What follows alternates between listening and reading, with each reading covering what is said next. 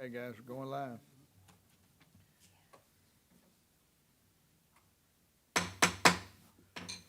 Good evening, and thank you for joining the Natchez Parish School Board Committee as a whole meeting.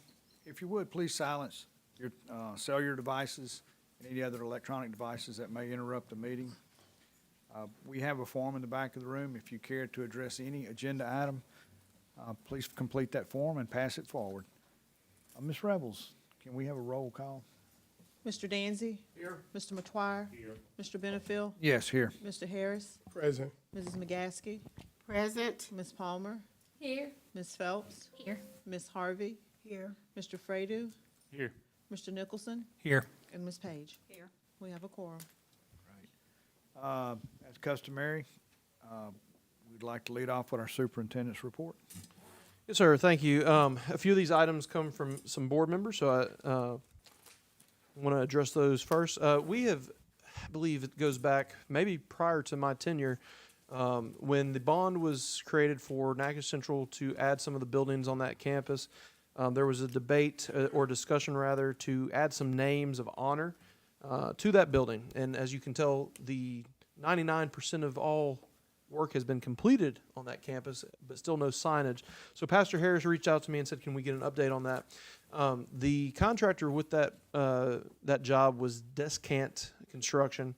And we've been dealing with them and our general contractor, I guess, or architect Perry Watson, trying to see where that was. Originally, it was on the punch list. I finally got in touch with the CEO of Descant today, and he was able to tell us that they believe within the next month those will be hung, and those are for Mr. J.D. Garrett and Mr. Eugene Christmas. So you should see a further beautification of Natchez Central's campus for something that's already been paid for. It's already on the punch list, but it should have been taken care of a while ago by the contractor. And they are finally, we are lighting a fire to get that taken care of. So something special that I think we should probably have some sort of ribbon cutting or something like that when that occurs. I think that would be appropriate.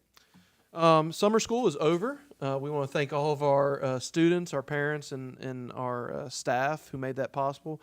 Served, around 1,000 students. It was, I think, a great time to do some learning recovery, and overall a great success. Online registration, I want to take a moment to speak on that. By next Wednesday, parents will see a link for that. I want to tell parents who have already had a student in Natchez Parish Schools that they should be jumping for joy, because what they'll have to do this year, if nothing has changed on their child's registration, all they have to do is click the boxes that say, yes or no to some different forms, and or nothing has changed. So this year I have my 3 children. Nothing has changed in terms of our addresses, social security numbers, or anything of that nature. So it should take me no more than, I'm looking at Miss Pinckney, I'm going to say no more than 3 minutes per child, if even that, right? It's going to be, she's laughing because she doesn't want to agree to that, but it's going to be a very quick process. You don't have to do an uploading of the documents like you did last year, and that was the main issue. Parents had to upload social security cards and birth certificates. As long as you did that last year, it's in our system. You no longer have to do that. So looking forward to that being a very easy, seamless process. And if you have any issues, please don't hesitate to reach out to us, and we'll take care of any of that stuff. But not the same process as last year. All right, so a big issue. Y'all know I think I get saddled with being Mr. Positive sometimes, but I always want to be a realist with y'all. And the information I'm going to give you, I don't think it's negative, but it's also not positive. It's just the reality of the situation we are facing in the upcoming 5 years. So recently, Mr. Wasson came to my office, and he was wanting to talk about this year's budget. And I gave you, board members, I gave you some documents that I'm going to be referencing during this discussion. But he was talking about this year's budget, and he was a little concerned about staying in the black, although, and he'll talk about this later, but I think he believes we will stay in the black. If not, it'll be only slightly over. But it got us discussing 3 items, and that's really the crux of this conversation. It's not about this year's budget as much as it is about these 3 items. The 3 items that are going to affect us this year, but are going to affect us in the future, is MFP loss, which I'll already tell you for this year's budget, it was a larger than predicted MFP loss. Now, we believe that MFP loss is going to continue, but at the same time, we have a better ability to predict and budget for that MFP loss than we ever have. Also, many of you are aware in the last the last session of the legislature, the 2022 session, there was a law that was passed for larger districts, but it affected all districts. Larger districts could not get people in their classrooms, so they made it easier to obtain a TAT. TAT is temporary authority to teach. When they made it easier for those folks, they made it easier for everyone. We personally don't have an issue with, we've never really had an issue filling with actual people. Our issue has always been getting certified people. Well, when that came out, no one from the state, it was just a random piece of legislation, no one knew the implications until, I believe in late September, early October, Ms. Page came to me and we finally had from the HR state group the implications of that, which is every person who had previously not been on a TAT, who would now be on a TAT, that's a higher salary. We start TATs off at 0 years experience, so it's the lowest level of teaching, but they receive full benefits. So you had around 40 to 50 people, perhaps a few more, I don't have the exact numbers, I can get those for you if you need them, who would have normally not been on a TAT, who this year were put on a TAT. That was close to $1 million in increased expenditures that we did not budget for because we were not aware of that it would be there until around September, which is after budgeting time. The final thing that's affecting our district, and this one is to a lesser degree, but we want to be mindful of it, is that we are starting to see the slow or the stagnation of sales tax. Overall for this year, we're still at a 6% overall increase in sales tax. But if you remember from last year, we were seeing 10s and 15s. I think it ended at like 17, and this year you're seeing a 6. Well, if that follows that trend, we're going to start to see sales tax level off, and God forbid, you might see sales tax actually possibly regress. That's not something we can necessarily predict, but it's something we want to be prepared for. I want to add to that, I've been to now 3 different groupings of governor forums, and what this is, it's all the different folks running for governor who talk about all the issues facing Louisiana. Doesn't matter if they're Republican or Democrat, doesn't matter if they're running at the top of the field or the bottom of the field, they're all saying the same thing. Louisiana is losing population hand over fist. The Deep South is losing population. Louisiana has one of the steepest declines of the Deep South states. Over the past 3 years, we have had either the 4th or 5th, depending on who does the stats, 4th or 5th largest amount of people leave our state just in raw numbers, and that's compared to states like California and New York who just have a ton more people. We're competing with them for loss of just raw numbers. And then if you do it as a percentage basis of our total population, we're number 2 or number 3 in population loss in the entire United States. And you can throw out all the usual suspects, lack of economic development, hurricanes, COVID, et cetera, et cetera. It's all the things. People are leaving the state.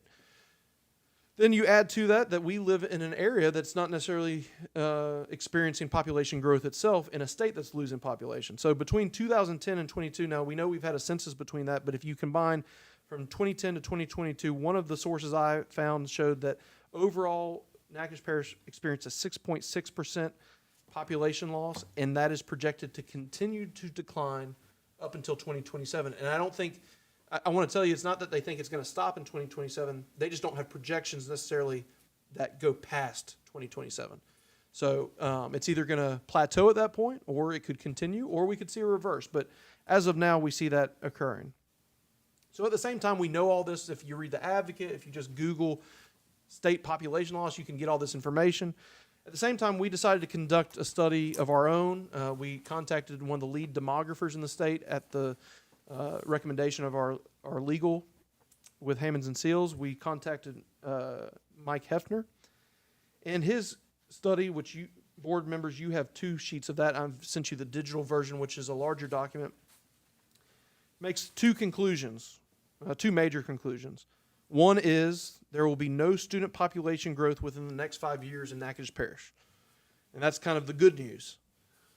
But the second major point is that he believes his projections, now again, they are projections. You're talking about pure head count. Your head count. not schools. I'm sorry, correct. Not, we will have student growth in terms of academics.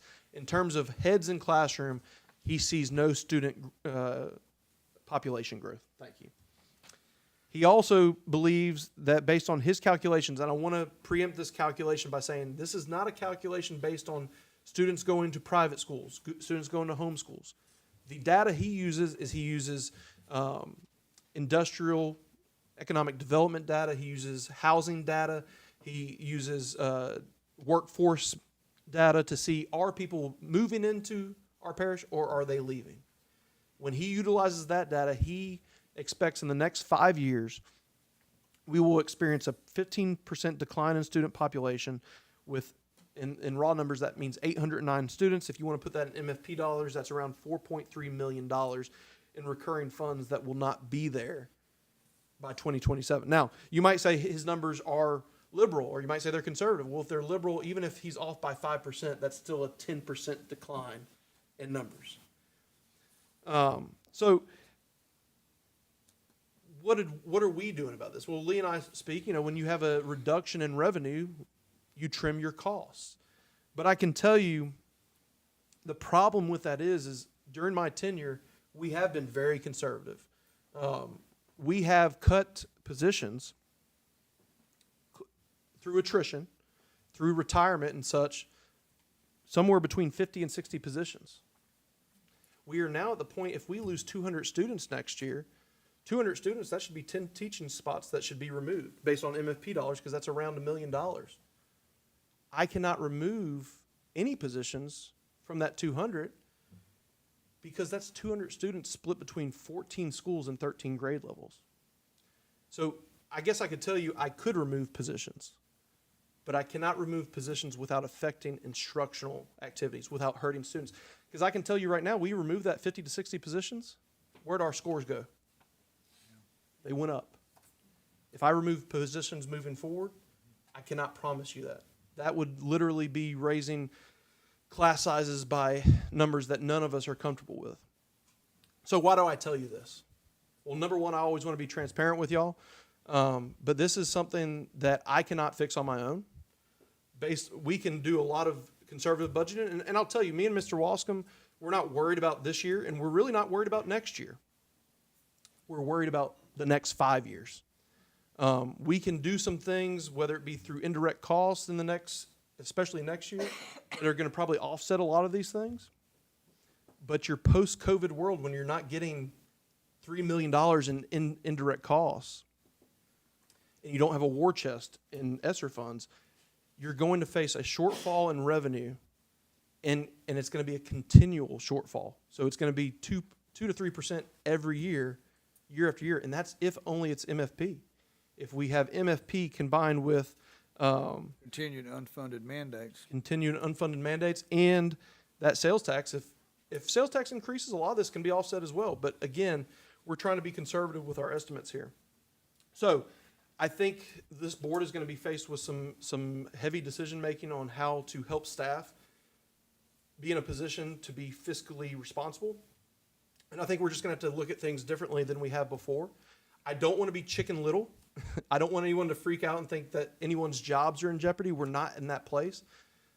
But I've seen other places around the state that freak out, and when they freak out, it's literally a month from a fiscal cliff. We're nowhere near close to that.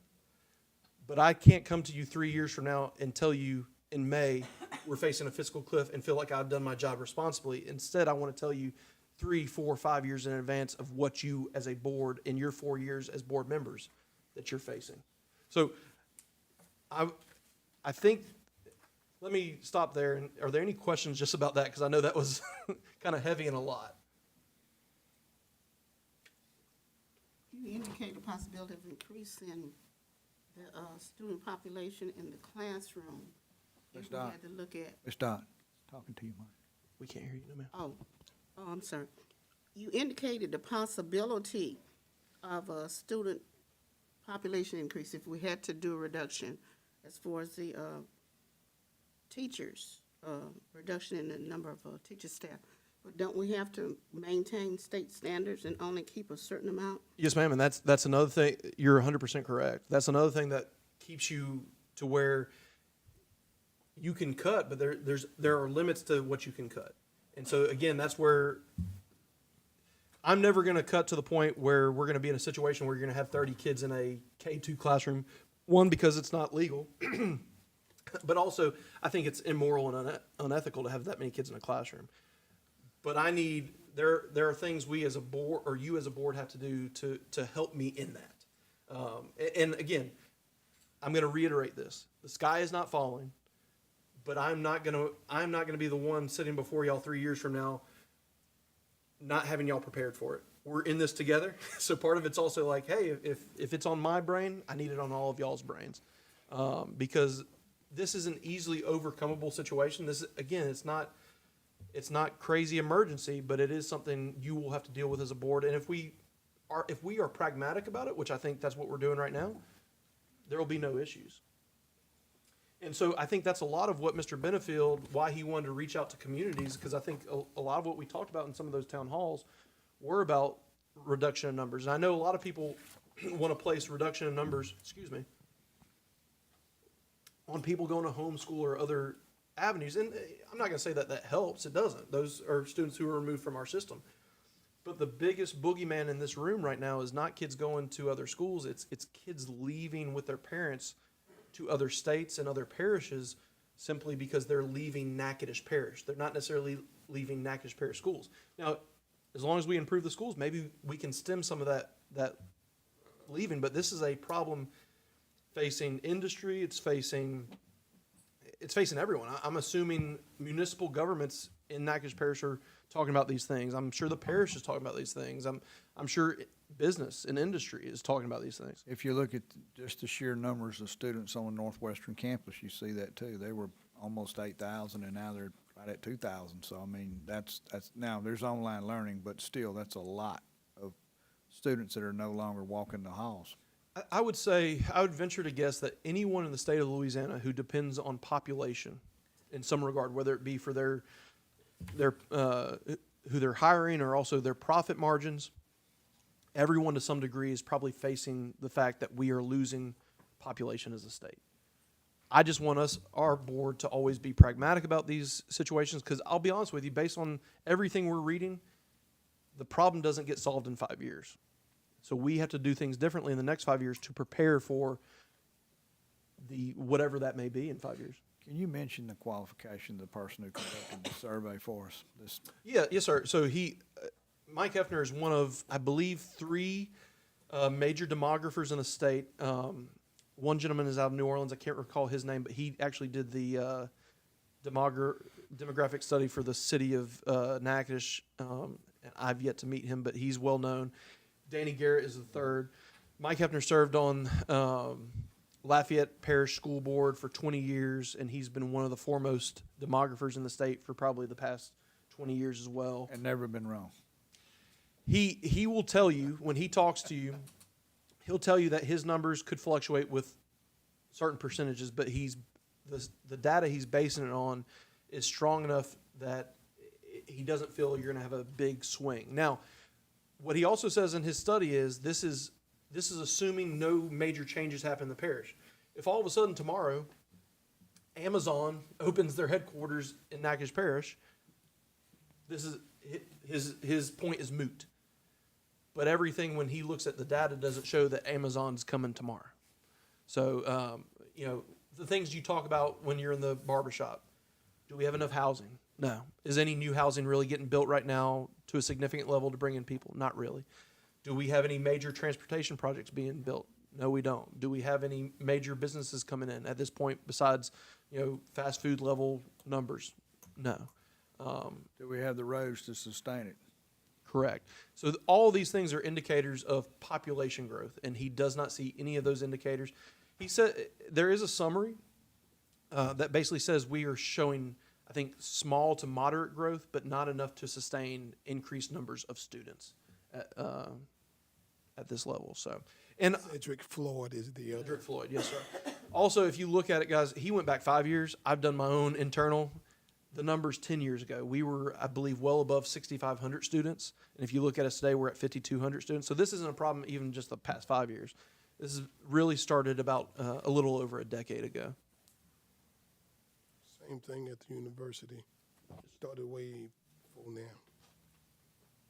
Another major factor is that people not able to maintain a decent livelihood here in Natchitoches Parish. They leave so that they can go and earn a living.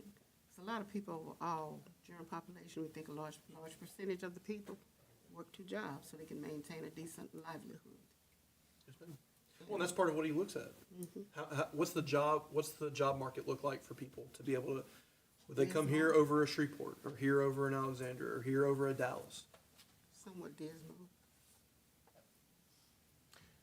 So my segue was to, because again, I don't want to be all doom and gloom, but I do think that was part of the reason we reached out to communities That's right.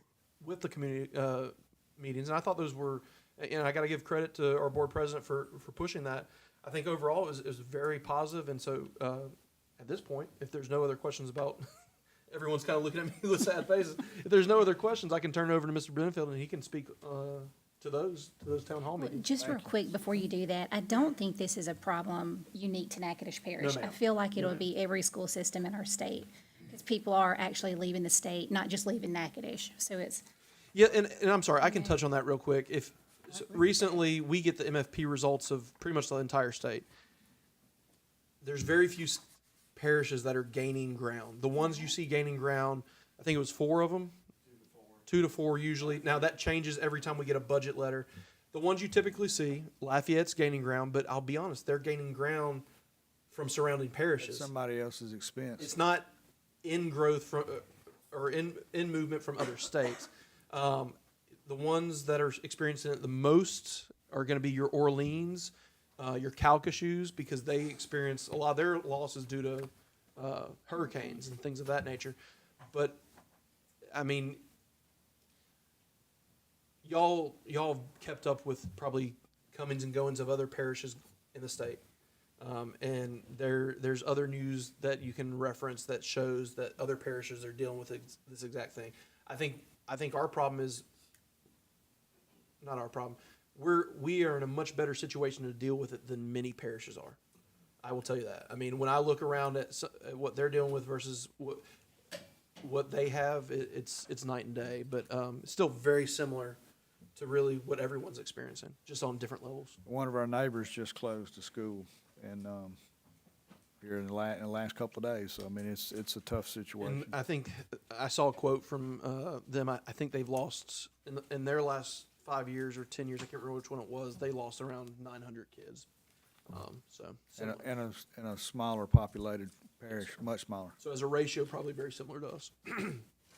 I will say that I was in a meeting earlier today with Lieutenant Governor Nungesser, and they recognize this. And they recognize also there are some things that we can do, to get people to come back to Louisiana.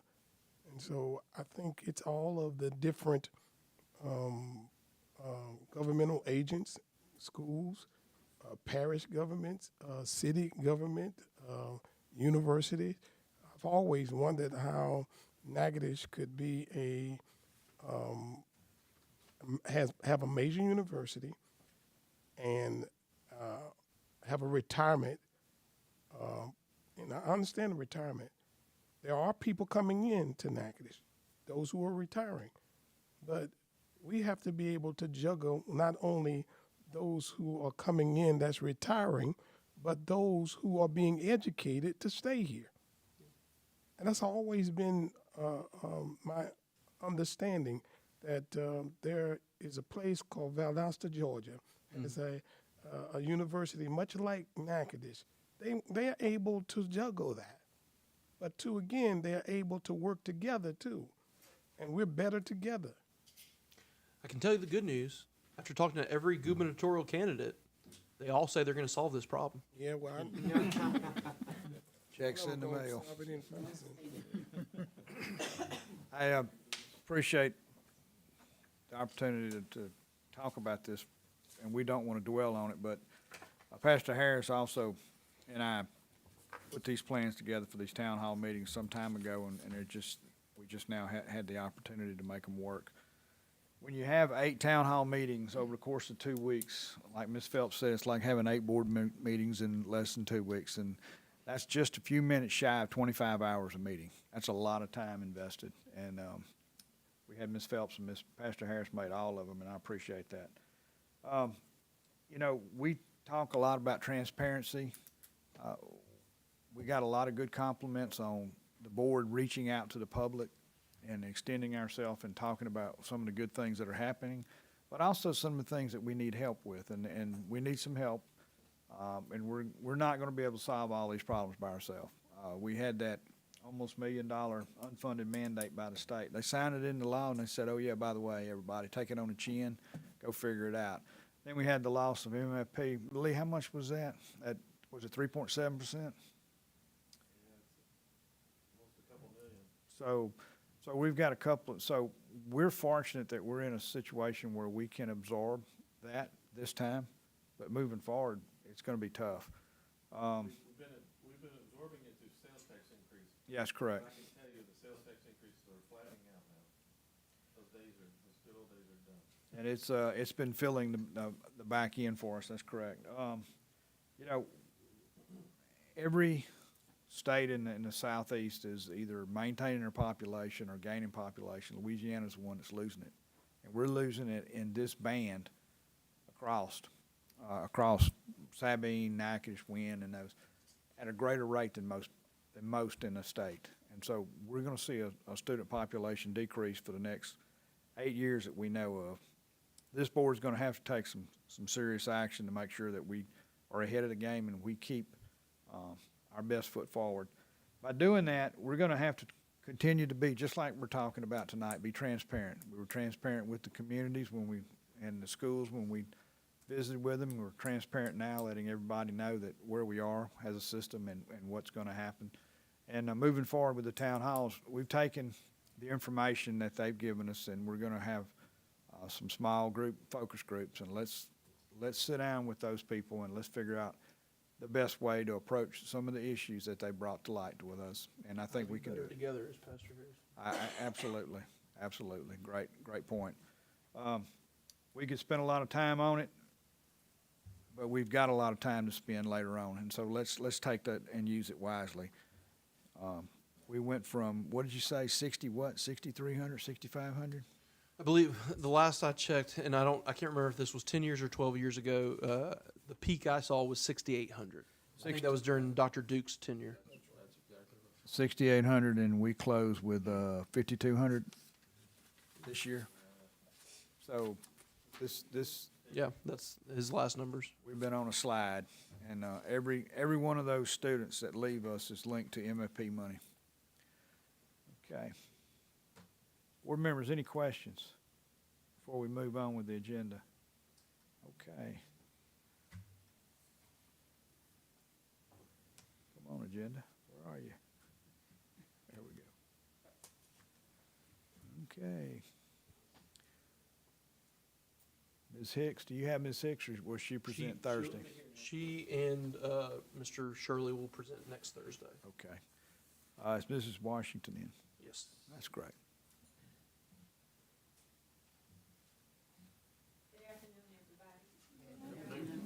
Okay, well, like you said earlier, summer school ended on the 29th, and so now the real work begins with getting ready for the new school year.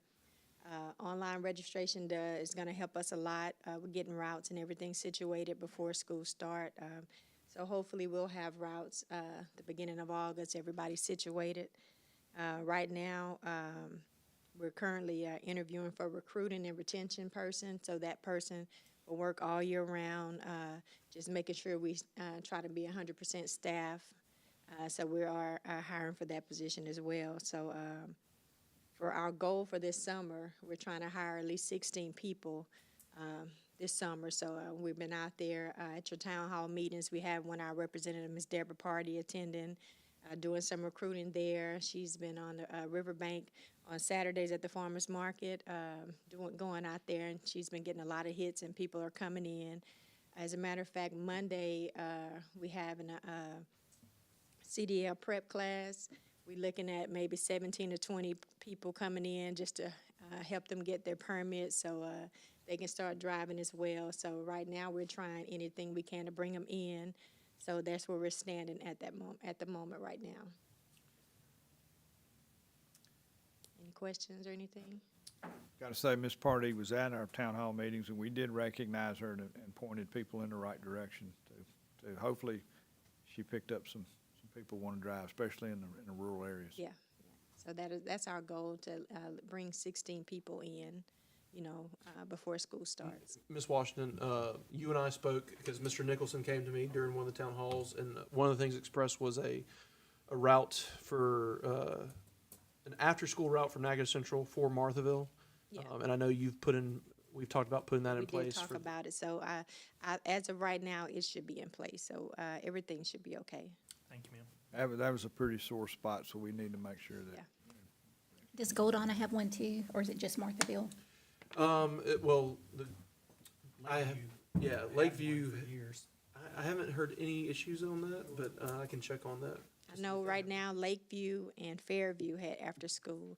Goldana, I think it didn't have a lot of hits, kids signing up, and the ones that did, parents picked them up, so we didn't have to provide transportation for them.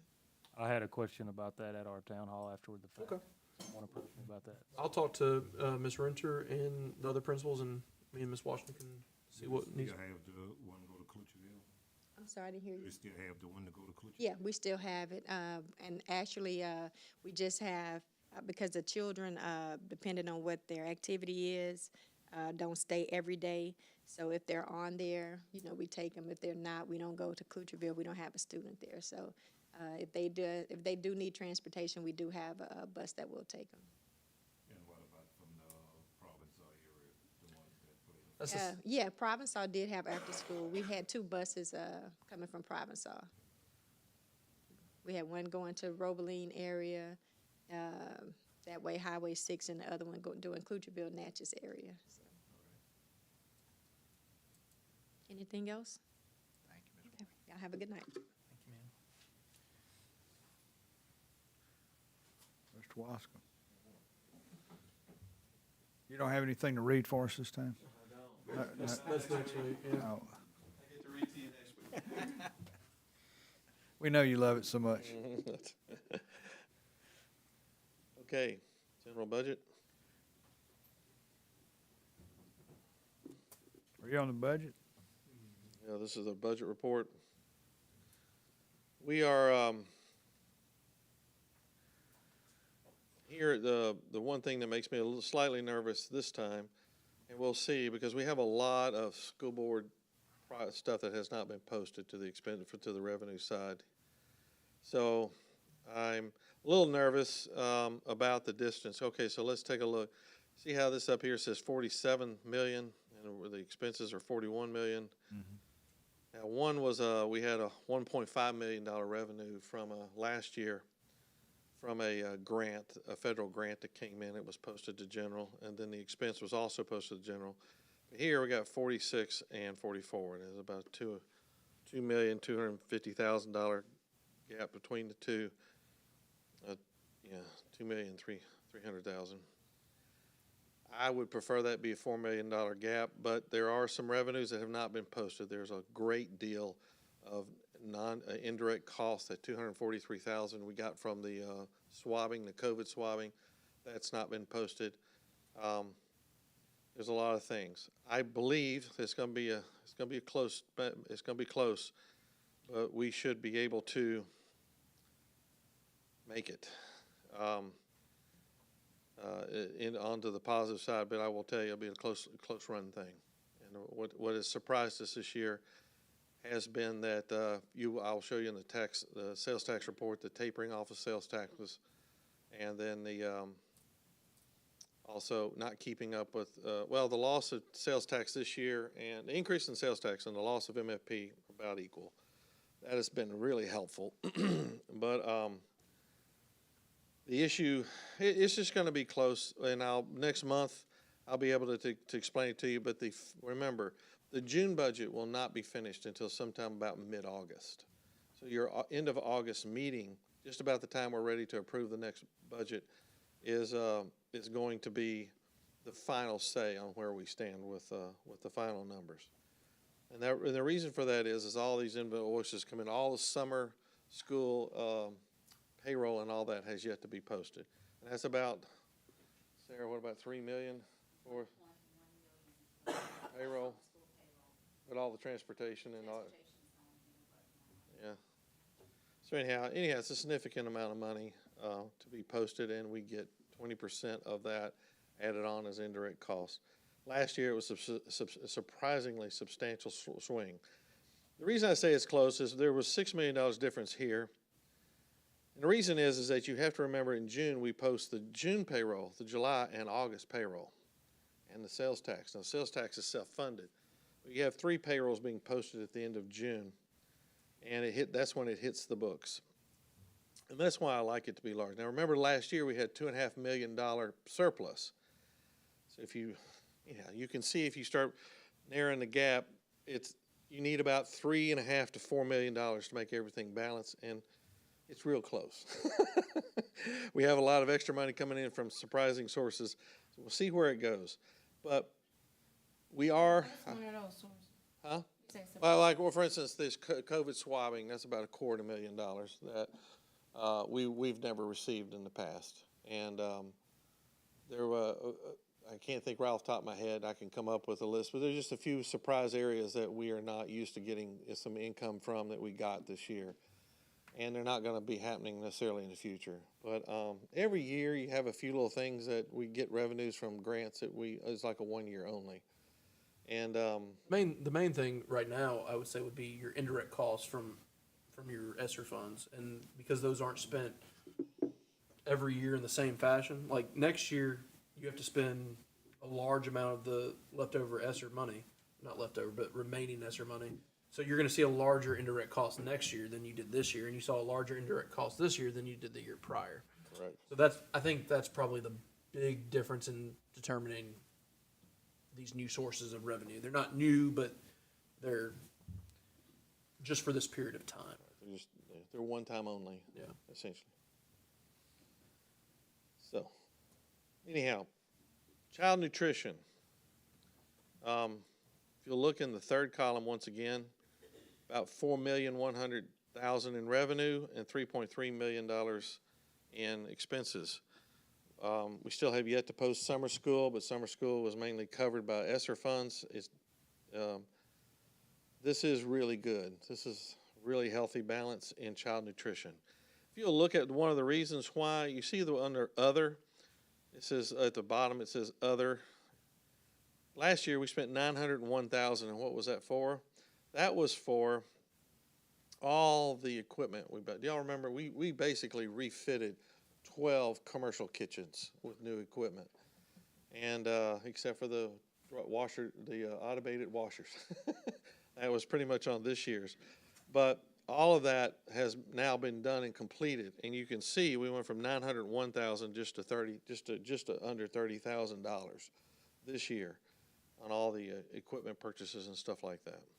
So anyhow, the Title I, once again, the revenues, this number is likely to go up a good bit more. But the ones the ESSER 2 and the ESSER 3 funds, the last month of June is going to be an immense amount of increase. Let's say ESSER 3. I can already tell you the ESSER 3 revenue will go up $1.3 million just in the month of June. And that is because of the building out here and the billing off that. Some of that is from that. So anyhow, overall, I feel like we're in good. We'll squeak through and balance. But we are setting in place, and I've been in consultation with Stephen Stanfield, who's a consultant, working with this budget. We will be rolling out a new way of doing budgeting where y'all are much more involved and much more aware of exactly what's going on with the money.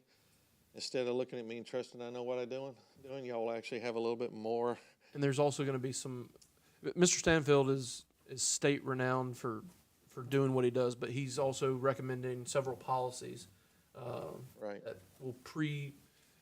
we'll bring those before y'all before the budget, because they're things that we just need to do in terms of best practices that, suffice it to say, have not been done historically, and now, with his consultation, he's like, you need these in here. So probably next month, you'll be getting those policies, or the month after, and then you'll be getting the budget. But I've been on numerous calls with him. I think, it's not gonna be one of those big splashy things that we're gonna end up in the paper about how much better the budget looks and the form of that and all that. But in terms of moving this district forward, our work with Mr. Stanfield and Lee's work and Chad and Miss Pat, it's going to revolutionize how we do our business in a much more effective, efficient, and best practice manner. I'm more excited about that than anything we've ever done. I totally agree, and I will say this, Chad, who's worked here 7 years, says I've learned more in the last eight weeks than I've learned in the first 7 years of working here.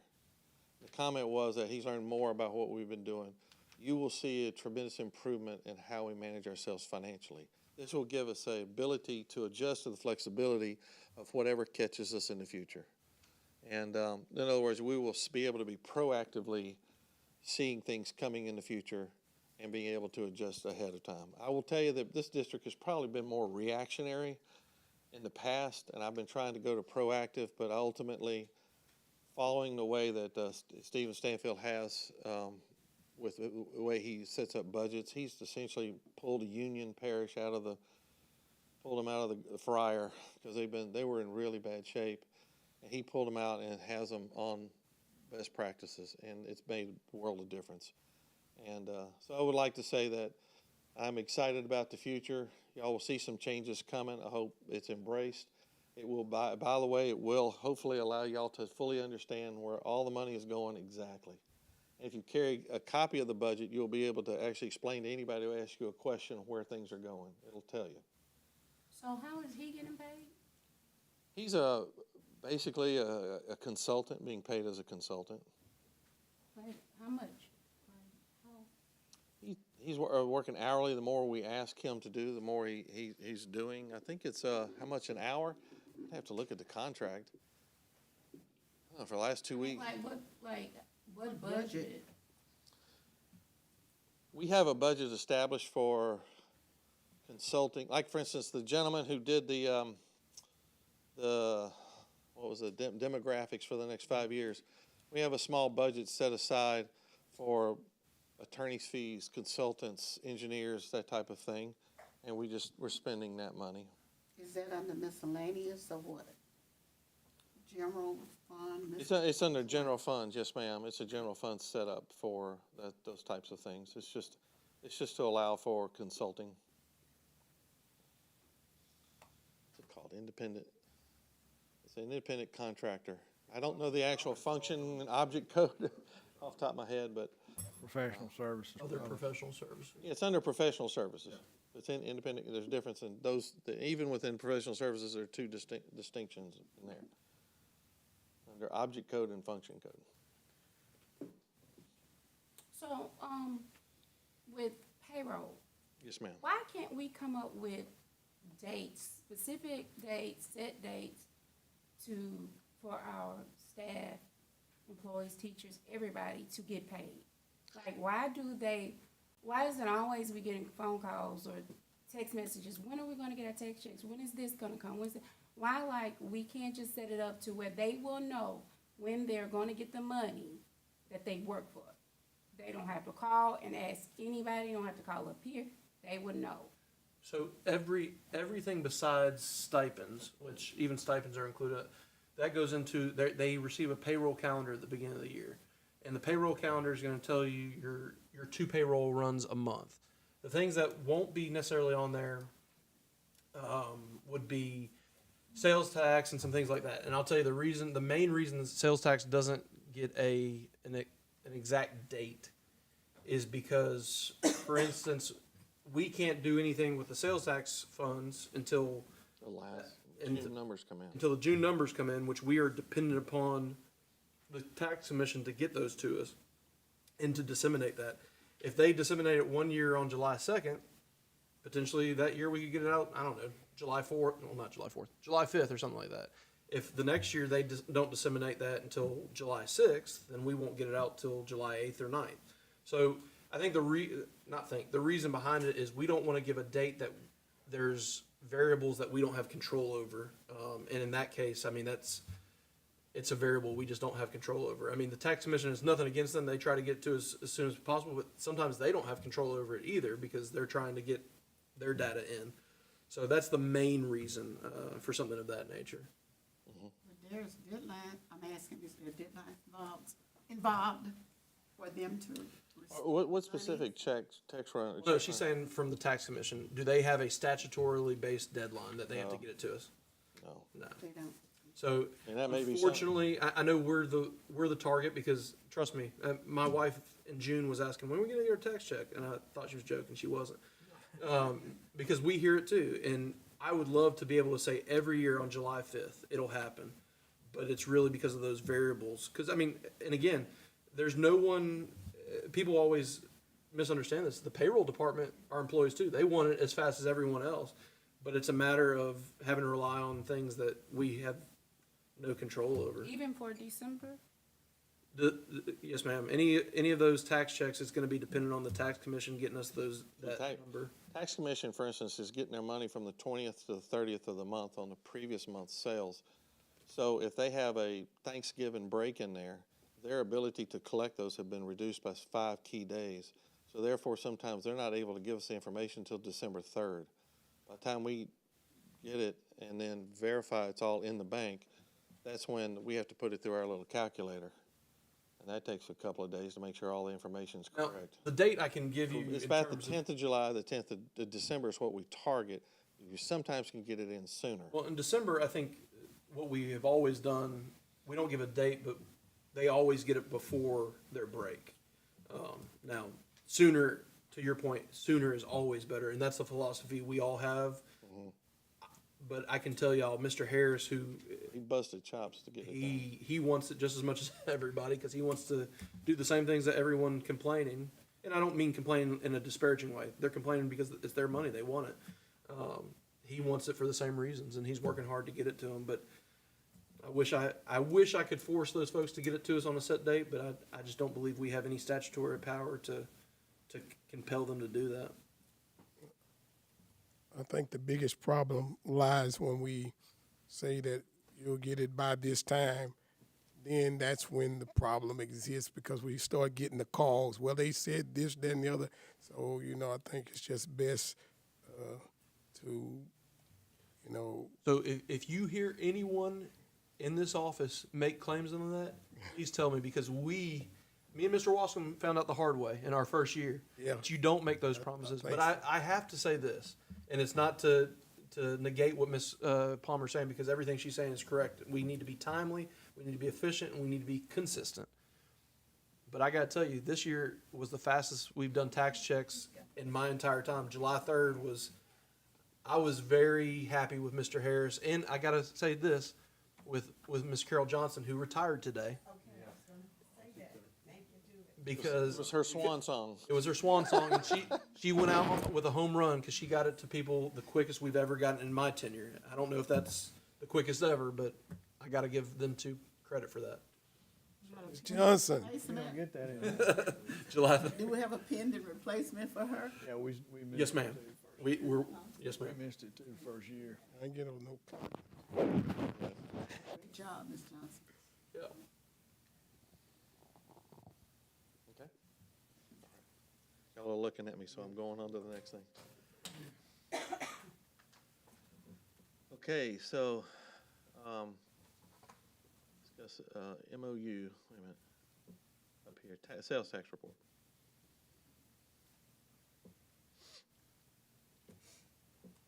Once again, lots of stuff, but you really, one of the things they added was this page here, which, by the way, one of the things that Stephen Stanfield brought up, wait a minute, it's not updating.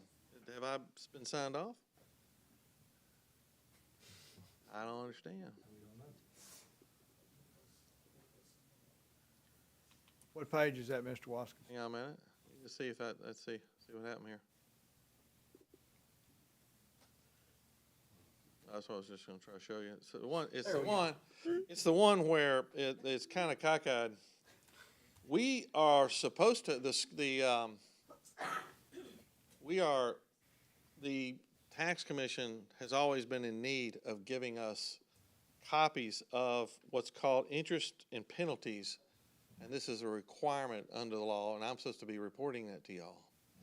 Well, we now have the report, and here it is for the last couple of years. So anyhow, I just wanted to let you know, that was just some of the things that we find out that we need to be doing in compliance with the law.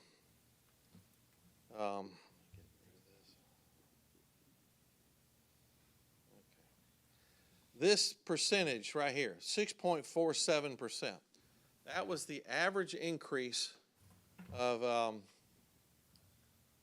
for the year, from the beginning of the year to the end. That was the average increase in sales taxes for all 12 months ending June 30. Okay? However, what you're seeing here is we had a nice little hoorah back in April, but as it's dropping off, and now we're it went into the negative. Now, is this going to be sustained? There's no real reason to believe that it will be sustained negative, but I just wanted to let y'all know that you're looking at the numbers. I think People on vacation. Huh? That's people on vacation. Yeah, unusually, and I think this is a post-COVID. Everybody was tired of being home, and this year everybody went to Florida or wherever they went, to Texas, Galveston Beach or wherever, because there were a lot of people that were not in the restaurants. I can tell you that. They were at other locations, but the strange thing is, if you actually go down to the motor vehicles one, they had a 13% increase in buying new vehicles. So apparently they bought a new vehicle and went to the beach. But I will tell you that all these people will come back, and sales taxes are likely to kick back up. But I wanted to say that it's unrealistic of us to think in projecting for the future that I would love for it to just stay flat. I'm going to budget for flat growth. And if we get a bump and increase, that'll be wonderful. All right.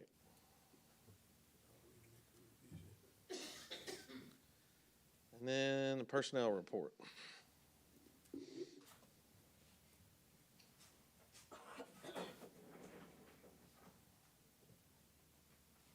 Good evening. I was just going to say that we have gotten some really great people already from other districts. I know Dr. Eloy likes that.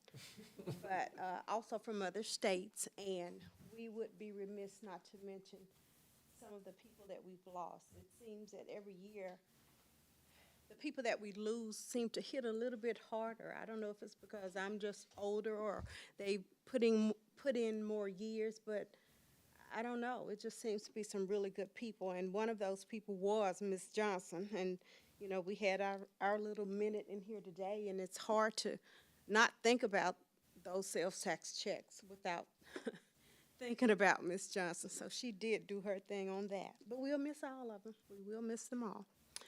The report.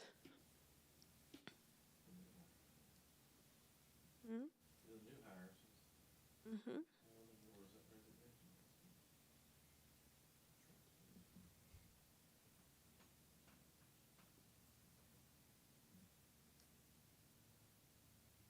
Do you have any questions?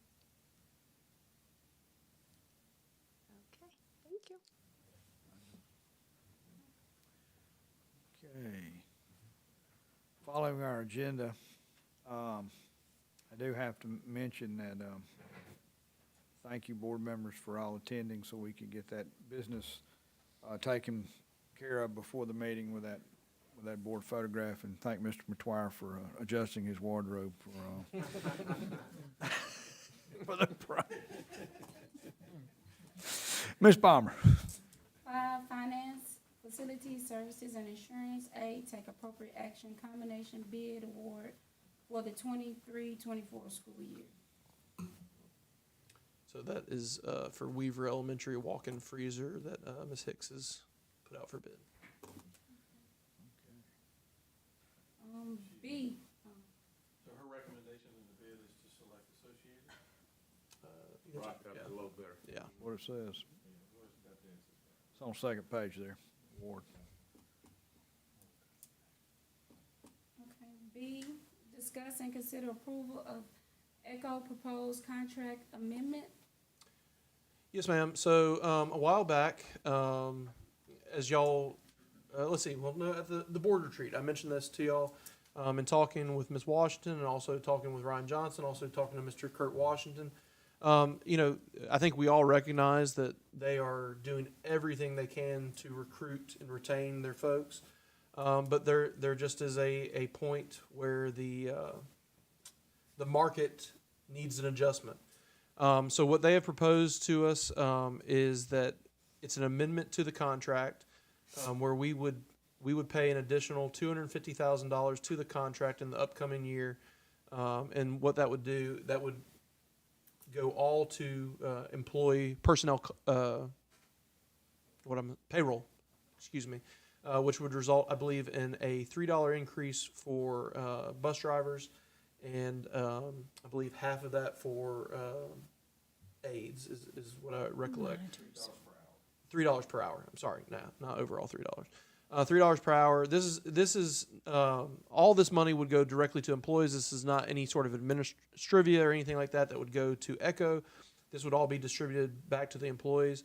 And if you review this document, basically what it shows is that over the course of the contract, we've gone up due to CPI that was already in there, a certain percentage. But if you compare that to the market, even with the increase of the $250,000, which I believe is a 5.98% increase, you're still below in terms of savings in terms of the market. You know, just full disclosure, I mean, I think we've talked about this a lot, individual board members and also at the retreat. I don't know what the magic number is. I don't think ECHO, I don't think anyone knows what the magic number is to make sure that we retain and recruit the number of bus drivers we need. I do believe that based on the market, though, $3 is a number that will be very helpful. I think it will move the needle. I don't believe anything short of that is, and I hate to use the word splashy, but I don't think it is splashy enough to do what we need to do. $3 in terms of hourly rates, and when you look long-term for a year of work, it's going to be substantial for these folks. And it's in terms of marketing for them to be able to recruit new people, it is going to put them on the same playing field of the other people in the parish who are paying people just more and having greater incentives. And so, you know, obviously ECHO is a company, they're trying to make a profit, and they're going to continue to do that. And what we've discussed with them is how to make this viable to us. Initially, when they came to us, it was more than $250,000, but the discussion is that, you know, how can we make this more viable and get to that $250,000 number where Mr. Wascom felt comfortable? And part of it is we are one of the only parishes in the state that have a very restrictive number of years on our buses. I think it was Mr. Skinner, my predecessor, who put a 5 and 10. That's not market average. What I discussed with them is I said, you know, I am comfortable proposing to the board to relax that 5 and 10, but only with the caveat that if there is a bus that's of a certain age or of a certain look or of a, you know, it's belching black smoke and things of that nature, that we have veto power even without the 5 and 10 date range to be able to take that bus off the road. So we can put all that into the contract language if we choose to amend it.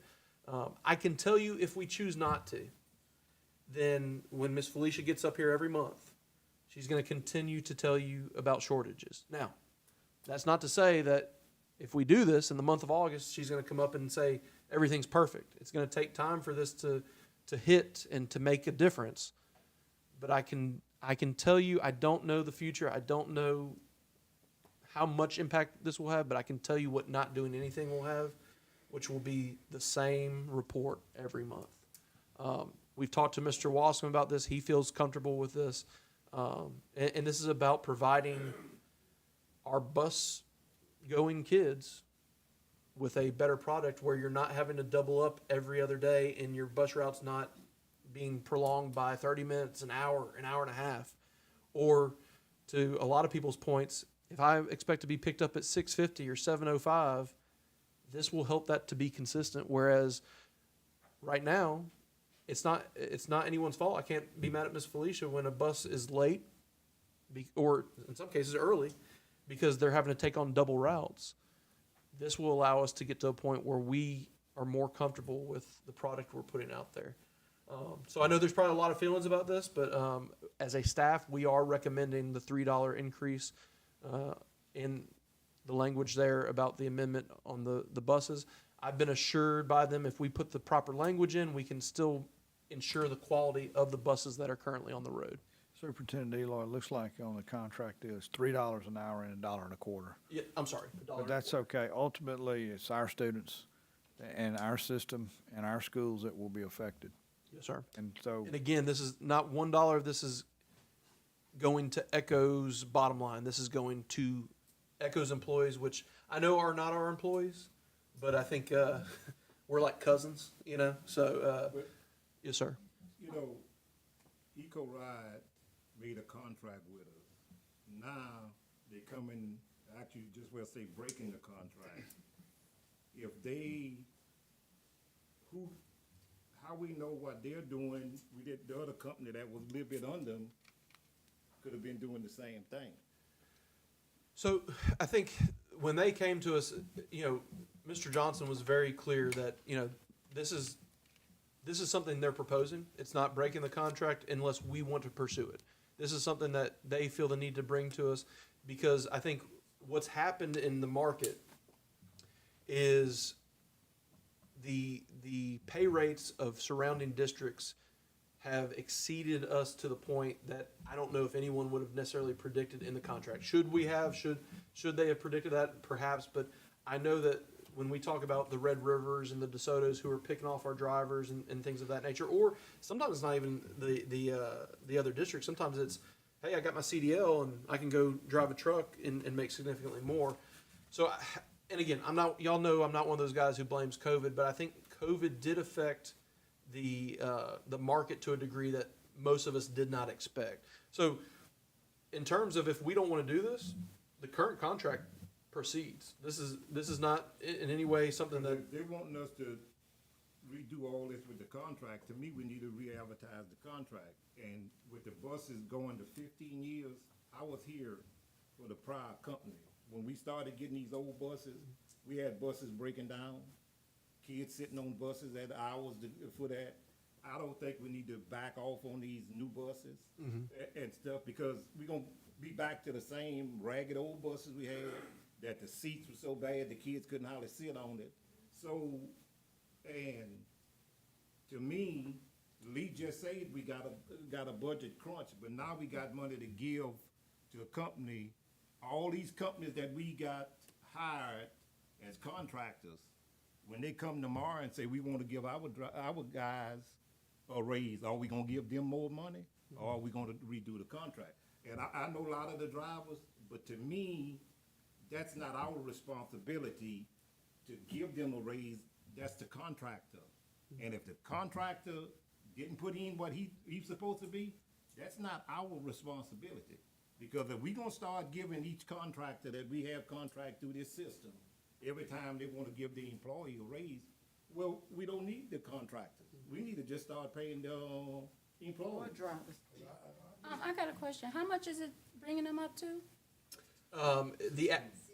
$16 And if we got $250,000 to give the Eco Ride, if we got 1,000 employees, we could give each one of them $250 bonus this summer, and we can make our employees happy.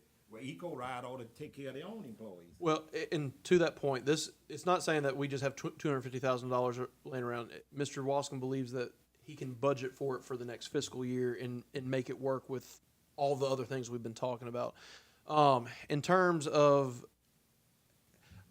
I understand what you're saying completely, and I don't actually disagree with a lot of your points. I just look at it in terms of we are in the middle of a contract right now with a company that is it's facing this issue. And I think we all know the issue, which is trouble retaining people. And we can say that's their fault, our fault, everyone's fault.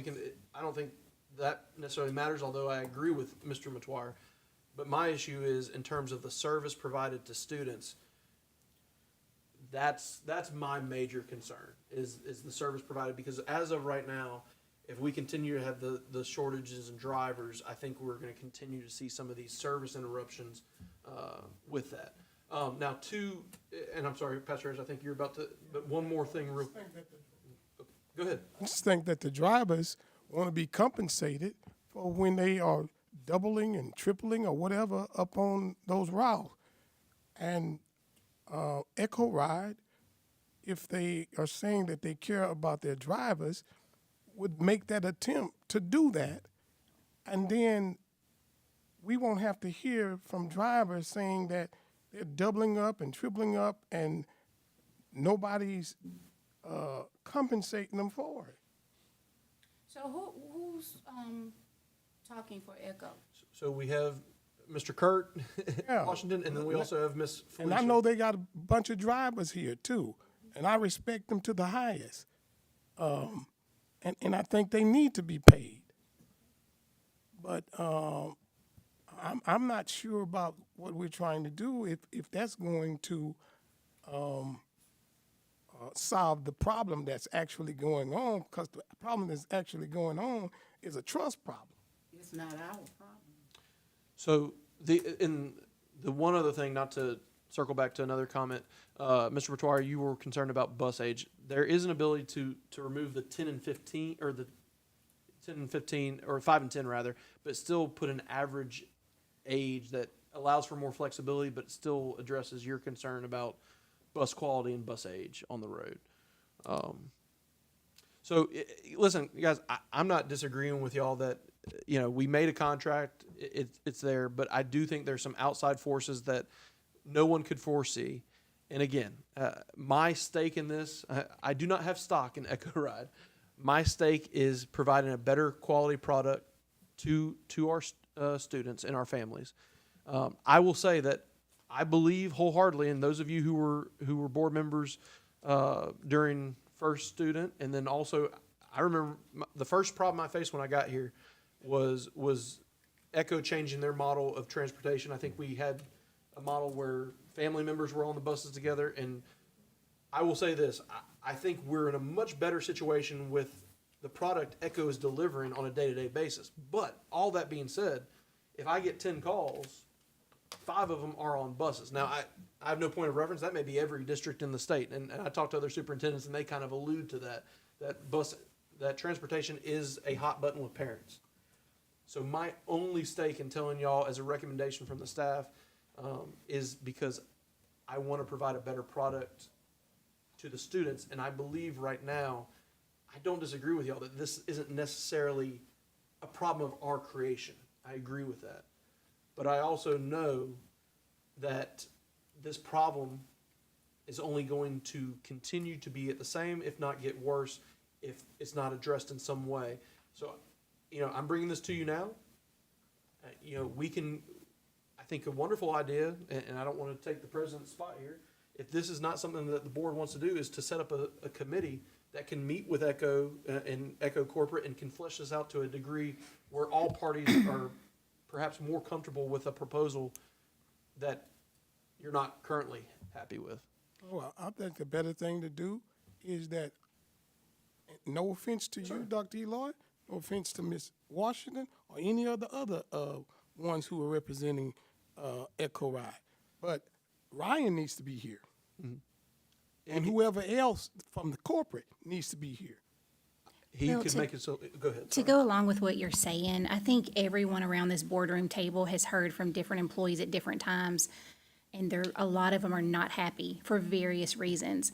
So I don't want this to be a Band-Aid for a deeper problem. So if we have morale problems there, like if we have issues that we need to fix other than money, I think we need to address that.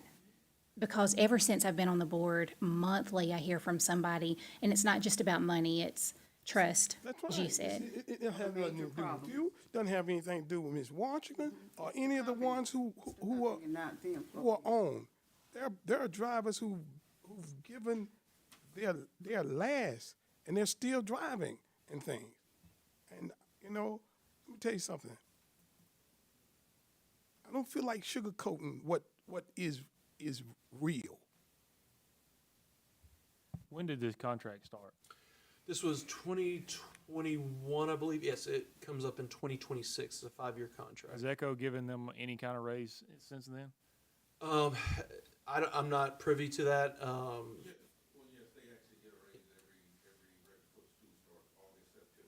Cost of living raise? Did they get a raise when you, the company received the ESSER monies? Did the employees get a raise? You can't get no raise on Yes, sir. money, I don't think, but you could get a bonus or something. I don't Or a believe bonus? Are you talking about, they would not have received, if they got a PPP loan, but I'm not aware if they did or did not. So the only thing I've gotten is the cost of living yearly? Quarter, okay. And, they got some extra time, but for you know, the school extension, but, that was wasn't a long it. time. Yeah. And I mean, y'all are gonna hear me harp on this, and listen, y'all know where I stand. I'm about the kids, and I'm not saying the other side isn't about the kids, so don't take it that way. But this, I can't tell you, the districts surrounding us, they're just kicking our tail when it comes to bus driver pay. What's There's the average around us? I can tell you, I think 16? Red River, I think, is guaranteed $100 a day. I think is last I heard. I Do don't. they have their own drivers, or do they subcontract out as well? They have their own drivers, but don't quote me on that number. That's what I was told. I don't want to, but I've heard it was around that number, and I see some heads shaking in the affirmative in the audience. So We lost one of their good drivers, our good drivers to them up there. We It lost had nothing several. to do- It had nothing to do with money at the end of the day with them. And with me, if Echo Ride is not doing their job in that contract, we can cancel it and rebid with that. And I'm not down in none of the bus drivers. For the last 61 years of my life, a school bus has got me what I want. I went to bed looking at a school bus and woke up at a school bus. My daddy drove for 43 years, and they still got one parked in front of my mama's house. Mama did the So, same thing. a school bus has got me where I'm at. And I know school bus drivers never made no money, Holly, but it raised me. But it's not our responsibility to give Echo Ride drivers a raise. Is Echo Ride. Because I can't hire a contractor. I can't contract something, and then I go and say, well, I underbid it myself. That's your fault. You need to cancel the contract or come back. Because I've asked, just as the day when I found out what was on there, I contact several business people that do a lot of contracting. They say, if we do a contract and we mess it up, we can't go back and say we want this to give our employees more money. We just got to eat it. So to me, it's Echo Ride fault. If they didn't put in that where they were supposed to get their raises or increases, that's Echo Ride fault. That's not Natchitoches Parish School Board. yes, sir. And I know all the drivers that do drive for Echo Ride, they taxpayers.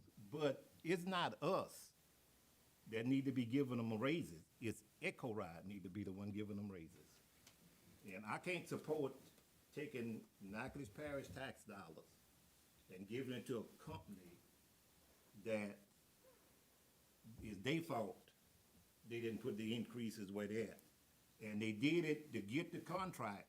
Where this other contractor, what was just a little bit under them, they might have had all that in there. So are we paying more for the actual contract that we put out?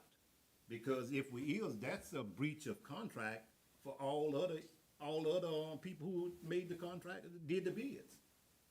Because if we bid, say we bid $1,000, this company got it for $1,000, that the other company was $1,100. Now we paying Echo Ride $1,500. That's a breach of our contract. I would have to consult a lawyer on that because you may know more about contract law than I do. But I hear you. I hear you. Well, school is starting in a little over a month.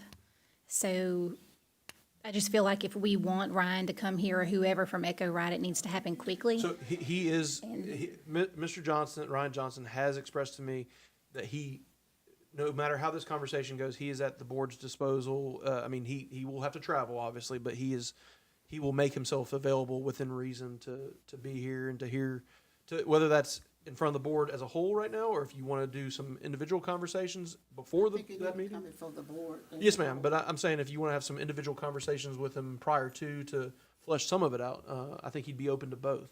And I think I shared with you way that the company could possibly perpetually be able to give the raise if we minimize how much we're paying for fuel, And I think they're looking into that. I think the only problem with that is that would be, I know the time frame. yeah, the timing is just. I know the time frame, but if you did certain things, you could pay that perpetually to the drivers. Make that savings to the drivers. But And I'll be honest, when it comes to some of this stuff, I mean, neither Lee nor I are experts in the bus contractor field, and so some of the industry standards that we hear about it's from other districts and or Echo, and so that's just what we go off of because we're not experts in the field. Well, let's put together something. So do we want Mr. Johnson here for next Thursday night? yes, sir. I can contact him. Okay, Lee, you've spoken to him. Okay, good deal. And so at that point, the questions asked are, why do we need to do this, and are we gonna do this? And is Will there it some help? sort of legality but amending a contract happens regularly, but once you get initial contract in there, if you decide something that you wanna do, but let's be clear on that. Any other questions we need to answer before we, Ask them why they don't give their employees a raise. okay, well, I think Mr. Washington said they did. It's just this would be a more significant raise. We give them a 1.85% raise on the contract each year, and they give their employees a 1.85% raise each year. So we're giving them a raise. Well, it's part of the current contract. Escalation, part of the contract. So yeah, right now it's at 1.85, and this would be a further 5.89 or 98. yeah, this would be considered, this $3 would be 5.98. would be a, Right here is the line where it's 1.85% increase in the contract is already built in. That's very low compared if it's built in, the question is the bus drivers getting it? That's the question. I mean, this would be considered a cost of labor raise. Yeah. Not Well, a, that's not a the living question, to cost of ask, labor are they adjustment. getting that 1.85? I think that I'm assuming if you do, I can't do the math completely in my head, but that 1.85 is probably what Mr. Washington referenced in that quarter before the school year starts. Is that what you? the quarter an hour. Yeah, quarter an hour. Apologize. I don't know what the solution is here, but I'll say that before, when this contract was done, you know, a lot has changed with inflation and things like that. So, and I'm a big believer in you get what you pay for. And Yes, we're so 40 years. compensation has to be done some kind of way, I think. I would like to see more on Echo's part and hear their side of the story. You know, I'm not saying that this right here is the answer, but Well, and I can tell you, I've had conversations with Ryan in preparation for this, and Ryan knows the bus market, and he can quote line and verse where he's getting these numbers from in a much more eloquent and sophisticated manner than I could. So I think if he comes before you, it may not change your mind, and I'm not saying it should or shouldn't, but I think he can speak to the rhyme and reason behind it to a level that Lee or I just, we're not bus people. And I think he would be able to speak to it much better and more effectively. But again, that doesn't necessarily change the philosophy behind how some of you feel either, so. Mr. Frady, we're even talking about a sliding scale, in other words, going up $1 a year for 3 years. I mean, doing something and you know, are we going to wait 3 years to start attracting and retaining drivers? I don't know. We don't know where that market is gonna fall. We do know we're at a 40-year high in inflation. And so there's help wanted signs everywhere. and we talk about those around us that do it. We lose our police officers to them. You know, we're doing a little better with our teachers, so we've gotten some. There's a reason we've gotten some from our neighbors. I mean, so if we're losing them to losing bus drivers to our neighbors, there something has to be done. Well, and you got to realize, I mean, now I'll tell you, we've done the study of going back to the district taking on the bus driver role. And I think, Lee, am I quoting it correctly when I say we have a $3 million savings by going the route we're going with, whether it be Echo or whoever? It's saving the district $3 million a year.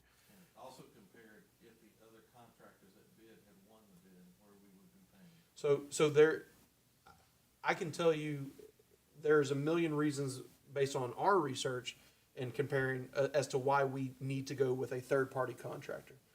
But one of the things with a third-party contractor, you know, and I keep using Red River, and I'm going to keep using them, and I hope Ms. Strong doesn't get mad, or Dr. Strong doesn't get mad at me, but they don't have a contract. So when they decide that there's a market fluctuation, the board votes on what that raise should be. In our situation, we set a contract 5 years ago, and again, we had the most significant market fluctuation in the history of the world, probably with COVID. And y'all know I hate bringing that up, but it's true. And so our only mechanism right now is to do something with the current contract. Whereas someone who runs their own, they can just go before their board, which I guess we are too, but it's a little more complicated, I guess. Well, this is not a raise, this is a cost of labor adjustment, and to attract, and which in turn, it becomes a raise to the employee, but, you know, this is, ultimately, the students that are being transported are our students. And are we getting them safely to and from school and providing the best education that we possibly can? So that's where we need to look at. Well, and to that point, Mr. Benefield, my concern is, because I know oftentimes me and Mr. McTwire are sparring partners, but it doesn't mean I don't agree with where he's coming from. I understand where he's saying it's not our responsibility, they should have put it in there. But then now that we are broaching this before the board, at what point next year, if this problem exacerbates, do people come to us and say, but you had the chance to address it and you chose not to? When do they stop blaming Echo, and when do we become part of that blame as well? That is a concern for mine, but ultimately, I think all of our concerns rest on keeping the district financially stable, doing what's legal, and then also taking care of the students and providing them the best service. And that's our priority, but, But if, it hasn't, just a minute, it hasn't always been, I think, it has been a problem with the rate of pay. It's always been a problem, but that's not the main problem. When we get phone calls and we hear complaints, it has to do with the company-employee relationship. That's a major issue. It's always been an issue. That's what we always Yes, ma'am. receive, information pertaining to employees not being happy with the way they're being treated, and they leave. And they leave, they get the experience, and you can go somewhere else and you can get better pay and better treatment. I would leave too. And I think that's a good conversation to have with them. I think they are both conversations, but parallel conversations, and I don't want one to totally destroy the other conversation, or maybe that's the wrong word, but maybe you know what I mean. So I'm sorry, Ms. Palmer, I spoke over you. no, so we have to 2026?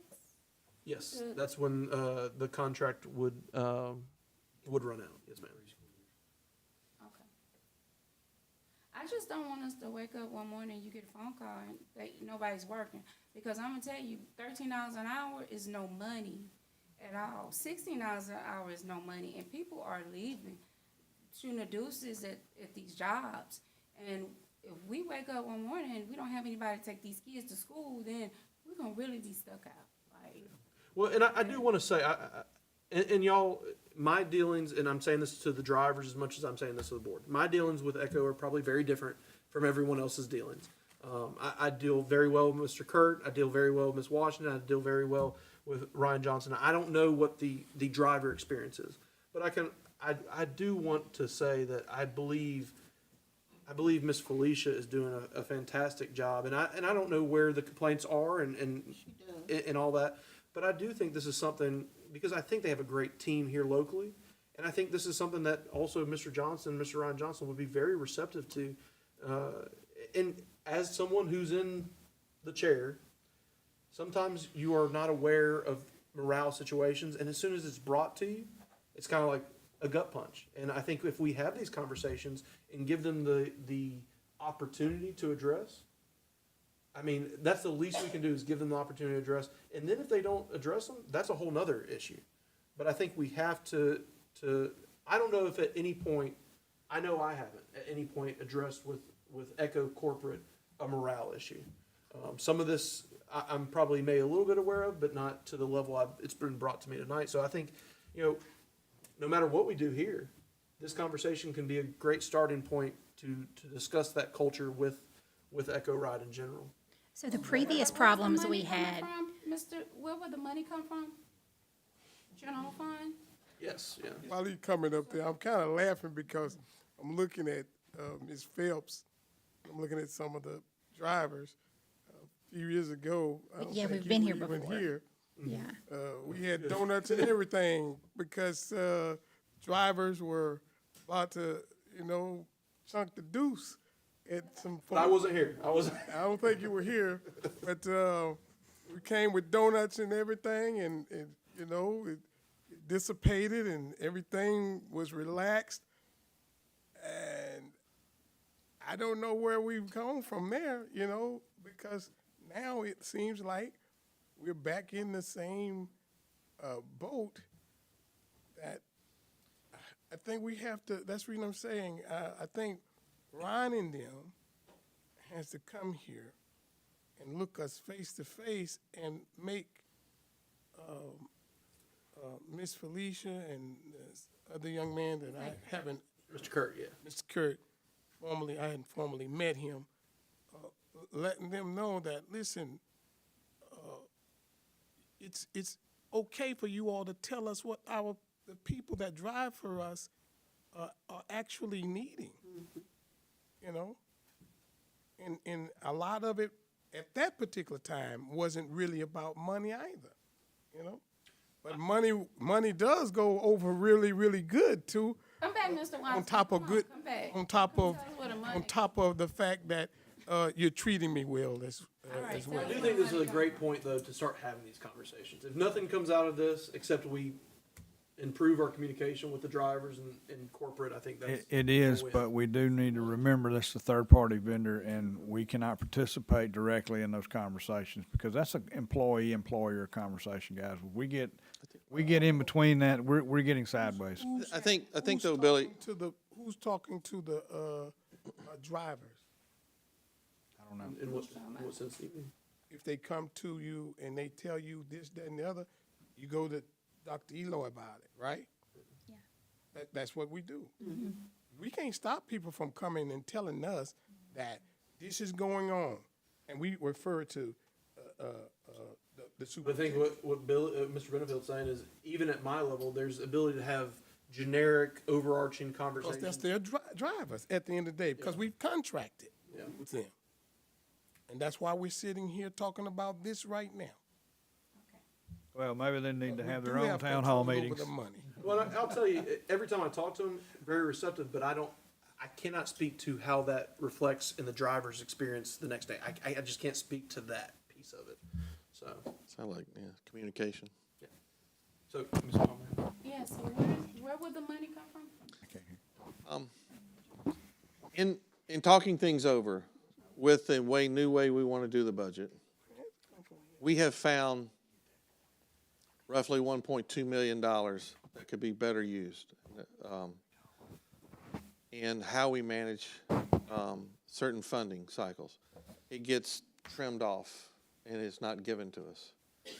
This would be, if we did this well, if we tightened our ship up, we would actually probably be able to free up as much as 1.2 million a year that we're not currently receiving the benefit of. But from where? No, it would be how you manage the relationship between federal, state, and general funds. But it's not in place yet, but it will be in the next few months.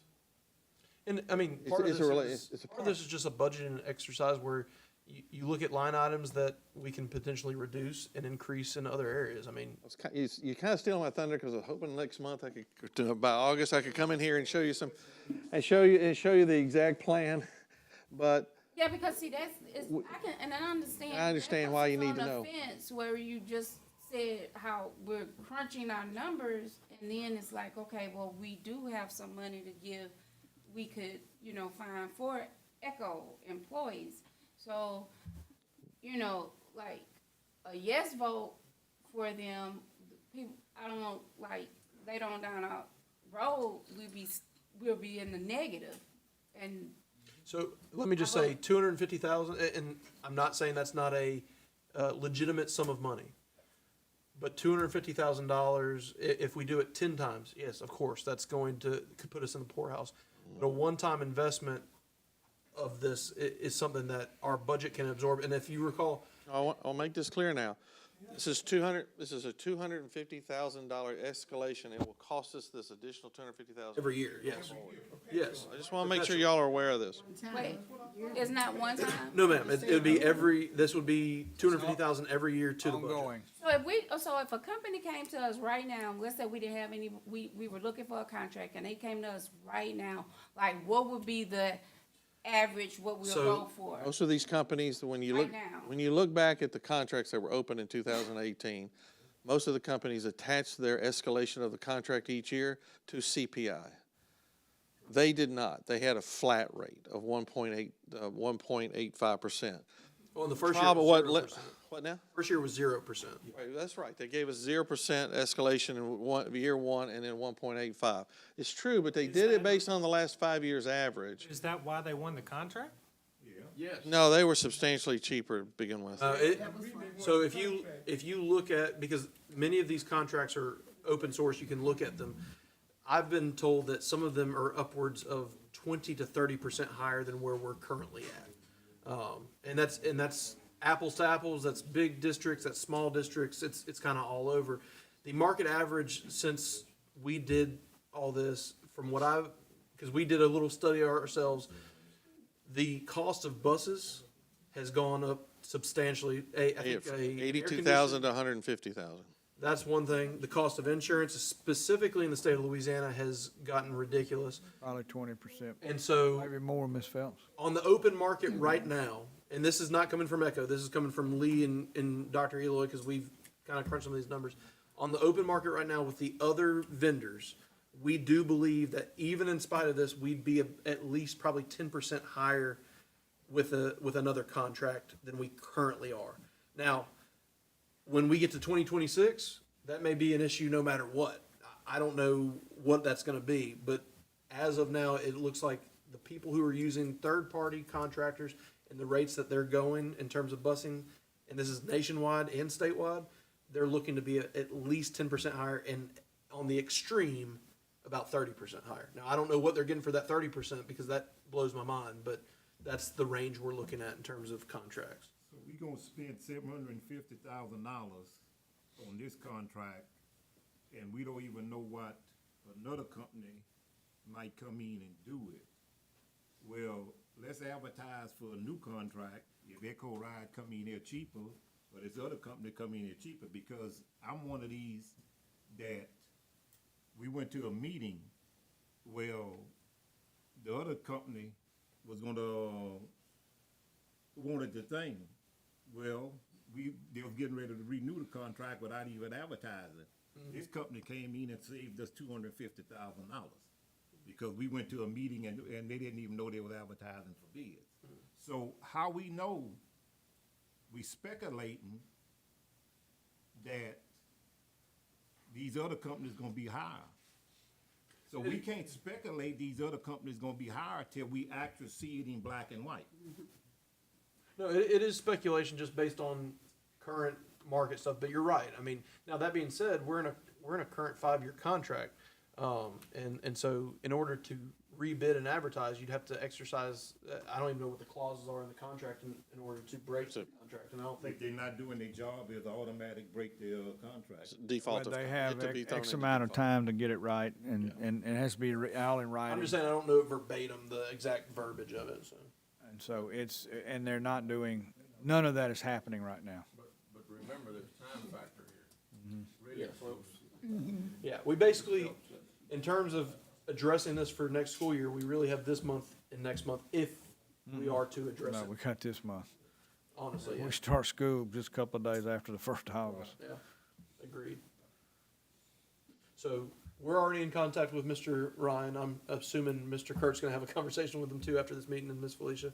And so we're gonna try to get him or at least some representative from corporate, but I'm hearing from y'all that y'all would prefer to have Ryan if at all possible. It doesn't seem like anything in this contract it'd be a force majeure situation at this point, Mr. McGuire, as far as what you're talking about canceling, unless we both mutually, decide to cancel it. We got this contract to save money for the district. Well, we not saving money for the district because we're giving it away. And I don't know if most people don't realize these buses, we pay for every gallon run through that bus. It comes from the school board. Most people don't realize that. Most people think Eco-Ride is paying for the diesel. They do not. Every gallon of diesel we burn, and they burn a lot of unnecessary gallons of diesel. A lot of unnecessary gallons. So, you know, and I've here in Natchitoches seen sometimes there's no more than 5 kids on the bus riding. And we have more buses running around Natchitoches Parish than when I got on the board. We had over 7,000 kids. Now we don't have but 5,000, and we probably got 25 more buses than what we was running then. So, tell me why we need more buses for less kids. I don't know, but it scares me to take more buses off the road because I get so many. But I'm just saying that. I know. We started spending more money because when I got on the board in '99, we had over 7,000 kids. Now we down to, what, 5,200? Yes, sir. But we got probably over 25 more buses running these routes. Is there a way to see that on paper? So we need to look at the factors that's affecting that. The number of students who ride buses now? No, the actual buses we have on the road. How many buses we got running, 70? In 1990, because I know my daddy had the highest number and his bus was the highest. It was bus 89. And we had to see how many more kids we had, so, yeah. All those kids must have been taken to school in the cars. It wasn't a bunch of buses. It's a lot more cars now. They got a lot more cars taking kids than it was back when I first started. Oh, yeah, there used to be 74 routes, was there not, Mr. McGuire? Yeah. I think it was 74 routes, was there not? We had a split when first student first came in. I wasn't on the board, but I think we had about half owner operator and half Yeah. first student. I think it was Actually, when we first 74 started, routes. We had more than half owner operators. And was Well, some I of mean, that due to more schools, or would that have been? Well, there were 2 more schools, but the point is that, we had 74 routes we had to add to because of, the extended routes. But my first year on the board, I remember 74, 76 routes. So, about what we have now. So, not to put a bow on this, but if y'all would like me to, as I said, we're gonna be reaching out to Mr. Ryan and try to provide him for y'all next Thursday. All right. All right, C, discuss and consider an MOU between NSU and Natchez Parish School Board. That's Miss Felicia. Aren't you glad you went after busing? Absolutely, yeah. So, Board, this is our normal MOU, Memorandum of Understanding between Northwestern. The next item is actually our MOU with BIPSI. So this is how we operate our dual enrollment and allowing our students to take dual enrollment classes. So if there are any questions about anything in the MOUs, please just let me know. Other than they were very well received when we had the town hall meetings. Very much so. We said only good things about you, Miss Pinckney. Perfect. And Mr. Stewart said even more. So in 10th grade, they're allowed to participate in dual enrollment? Is that what, or am I off by something? We are starting with some 10th graders who are pursuing the associate's degree.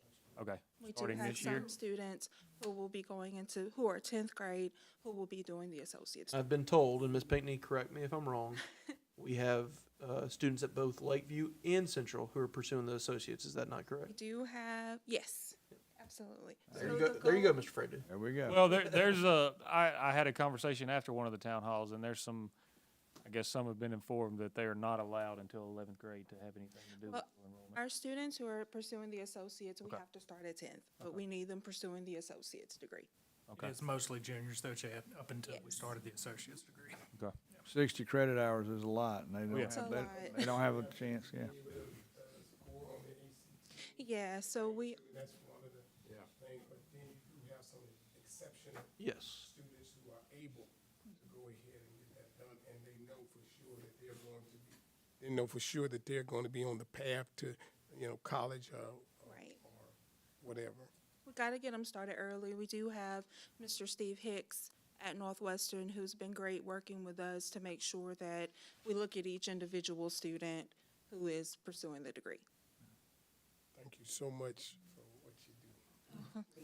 No, thank you guys for the support. But we will continue to use our supplemental course allocation funds to fund the cost of the tuition and direct student services through federal programs to fund the cost of CLEP exams. Great. Can we get a list of those students that might not get an associate degree, but they obtain a Lots of certain hours. amount of hours on Absolutely. tuition? We can't give names, but we can give you the Right. number Give of the numbers But I of the number of names. hours. And Ms. Pinckney, correct me if I I'm have a wrong, but I report. believe almost every year you've been here, you've increased the number of dual enrollment hours that Natchitoches Parish as a whole has. And I'm not saying since I've been here, I'm saying since Ms. Pinckney has been doing this, she increases it every year. I do have a report that I can provide of how many hours in dual enrollment we've done. Things went a little bit different when we changed over from the Central Louisiana Technical Community College to Bossier Parish Community College. So things were a little bit different for this year, but I can definitely supply you with how many hours we've given in dual enrollment.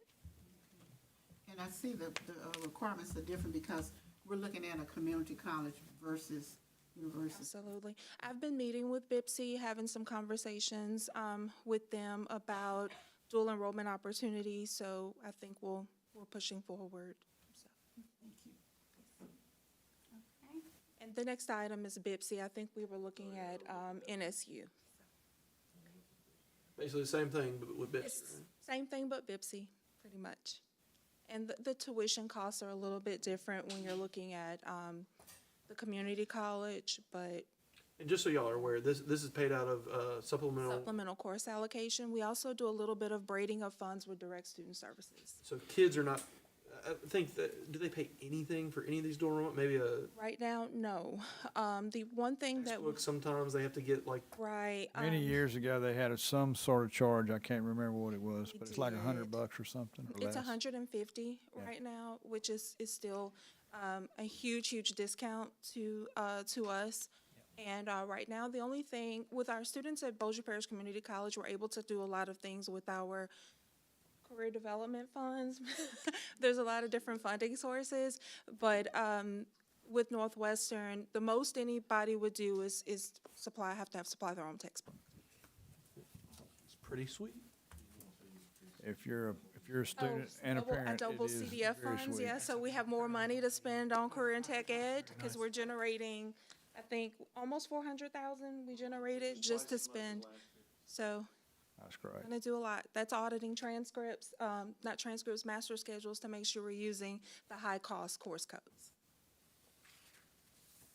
Okay. Just let me know if there's any. Thank you, ma'am. I think I'm still up here. Which one are we on? I think I Consider. think I leave and come back. Discuss and consider approval of 2023-2024 Rapides Effective Schools Grant and Resolution. So, Ms. Catherine, I think this is your first time in this role, right? Hello, everyone. Hi. Yes, this is year 5 that we've actually received this grant from Rapides Foundation. So we were approved for $142,000 that we're planning to use to continue the work that we've been doing with NIT. That would assist with funding. I'm getting tongue-tied. Assist with funding in that area with the with NIT, as well as With our middle school, we looked at data. Middle school math data is not where it needs to be. Well, we're struggling in a lot of areas there, but middle school is definitely the area that needed the most attention. So a lot of the other funding from the foundation it will be used towards building capacity, training teachers to use the curriculum that we have adopted to use for middle school math. And that's why you got chosen for this, right? Yeah. What's the new curriculum? It's not, actually, it's not new. We've been using illustrative math for some years. Sarah, how long?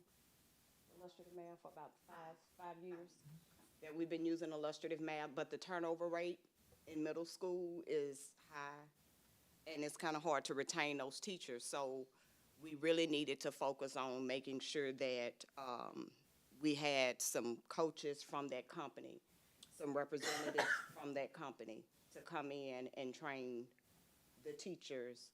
And hopefully we'll, you know, with that additional support, we'll be able to retain those teachers. So will this grant pay for professional development Yes. on the company to come Yes. in and give PD?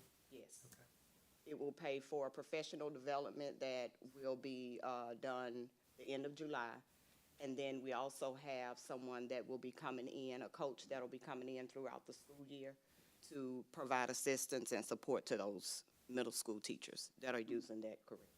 The illustrative math. Excellent. A mathematics coach, you said? Similar to what we've been doing with Amplify Science and some other areas. And I know if Amplify Science is an example, it'll probably be great because those teachers have shown massive growth over this past year when we've done Yes. Any questions? You want to come back every week and do this? No, thank you. Yes, ma'am. Unless you need me to. That concludes finance. Wait, not yet. That second report for the grant, take a look at the date on that. It says June, 13th day of June. I may have jumped ahead here. On the Rapides, Yeah, Rapids, on the second attachment. yeah. That's probably what their template they sent to us, so we can adjust that. Yeah, it Yeah, should we be, can adjust that. it need to be, say July, okay. Okay, that's good. That's when they actually, We ratified, Yeah. that's cool. okay, That concludes finance. there we go. All right, thank you, Ms. Palmer. You're welcome. You did such a great job with that, keeping us in line. Mr. Dancy, do what, ma'am? Mr. Dancy. All right, item A, discuss and consider National Parish School Board Alternative School and Program Handbook. Mr. Pinckney. So, me and Ms. Pinckney spoke about this before. She's up there, and I'm going to give you some big picture, and then she's going to delve into some details. So I talked to, I want to say Pastor Harris was kind of the impetus behind this, even if he doesn't know it or not. But a big concern this year, parish-wide, was, I think y'all are all familiar with, there's some parts of ESSA, not ESSER, but ESSA, that maintain that you can't suspend so many kids. And this was done in Washington, D.C. about 6 to 8 years ago. And although very well intentioned, it sometimes hamstrings principals in order to do their job. And many of you are probably aware that we told schools that they, at the junior high and high school level, they could only have a 12% suspension rate. And that was to keep them from going over 20%, because that's the federal guideline. And then in elementary, it drops down to, is it 5% or 7%, Ms. Payne? 5%. Now, that was a noble mission on our part, but I can tell you, and you may have even heard, that sometimes that principals felt like they could not suspend. Now, at the same time, I will be honest with you, we don't want to suspend too much because that's more kids out on the streets. Because when I was a kid, if I ever got suspended, I'm happy to report I didn't, my parents would have had, I don't even want to picture it, I would have had nothing, and I would have had a lot of trouble to get in. But a lot of our kids, they get suspended and they're running the streets whenever they're on suspension. There's no parental supervision. So our goal is to keep kids in school but then to also make sure that principals have a means to address behaviors that we all agree need to be addressed. So we went around to a bunch of other districts, and we kind of, we went to Red River, I think we went to DeSoto, I think we talked to Rapides, kind of, our little zone. We said, what are y'all doing? Because I know y'all have the same kids who are doing the same things. And what they are doing is they're keeping suspension, but what they're also doing is they're utilizing their alternative school, and they're saying, okay, a kid has a vape. For instance, I could probably pull up right now 100 kids at a random school, not elementaries, but junior highs and high school, 100 suspensions due to vapes. Now, do we want to stop suspending those kids? No, because we don't want to send the wrong message that vaping is okay, and I'm only using vaping as a placeholder. But at the same time, did it stop the behavior? No. They got suspended. They still did the behavior. They were out of school. They missed instruction. And so what can we do different? Because as people always tell me, in fact, I was talking to Bob Hammonds today, and everyone says this, but it just so happened to be him today. He said, if you keep doing things the same way, you're going to get the same results. So what we are proposing is, me and Miss Pinckney, over the course of 3 months, we put this together, and I say we, she did the majority of the work because she's smarter than I am. And what we did is we found about 15 codes that are used a lot for suspension. And we're saying for these codes, they will no longer be suspension. They will be short-term alternative placement. So what does that mean? That means Lee Wascom gets caught with a vape tomorrow. I'm not going to suspend him. He's not going to count on my 20%. I'm going to short-term alternative place him to MPTCC.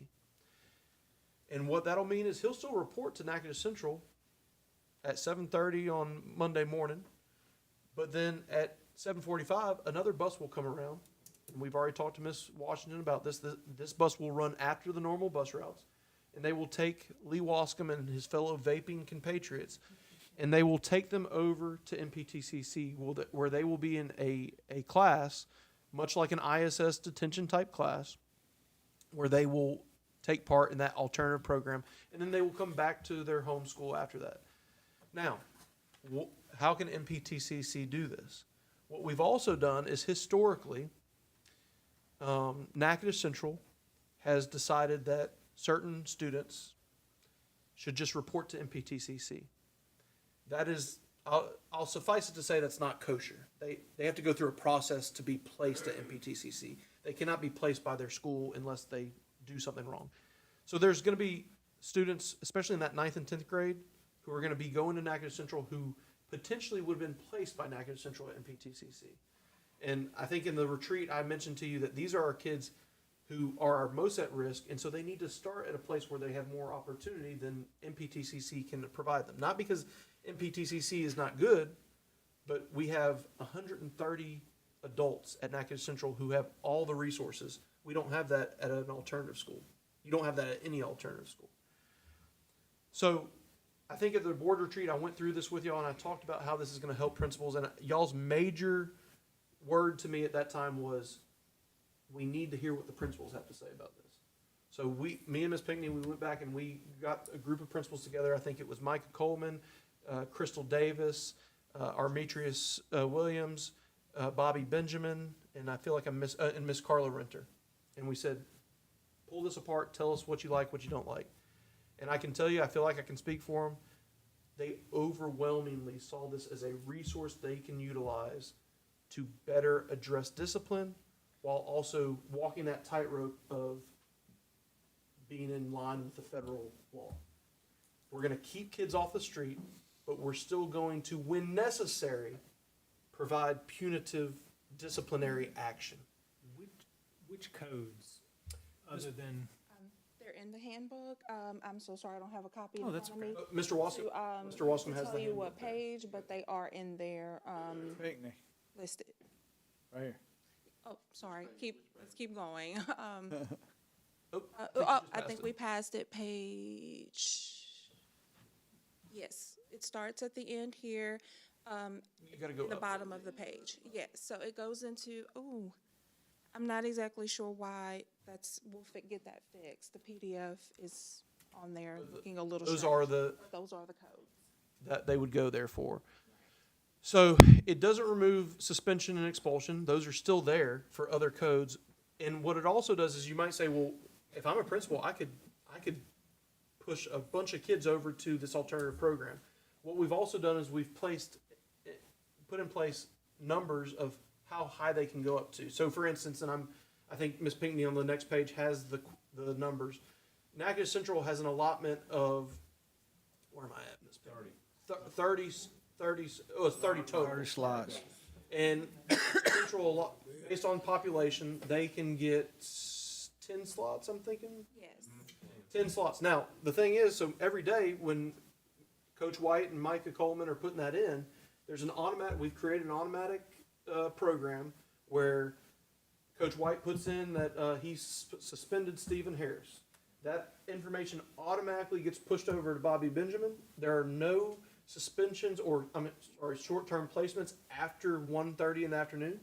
So that way, every day, Bobby can pull up this spreadsheet. Anita can pull up this spreadsheet and say, these are the students who will be reporting tomorrow. Also, Felicia Washington can pull up that spreadsheet.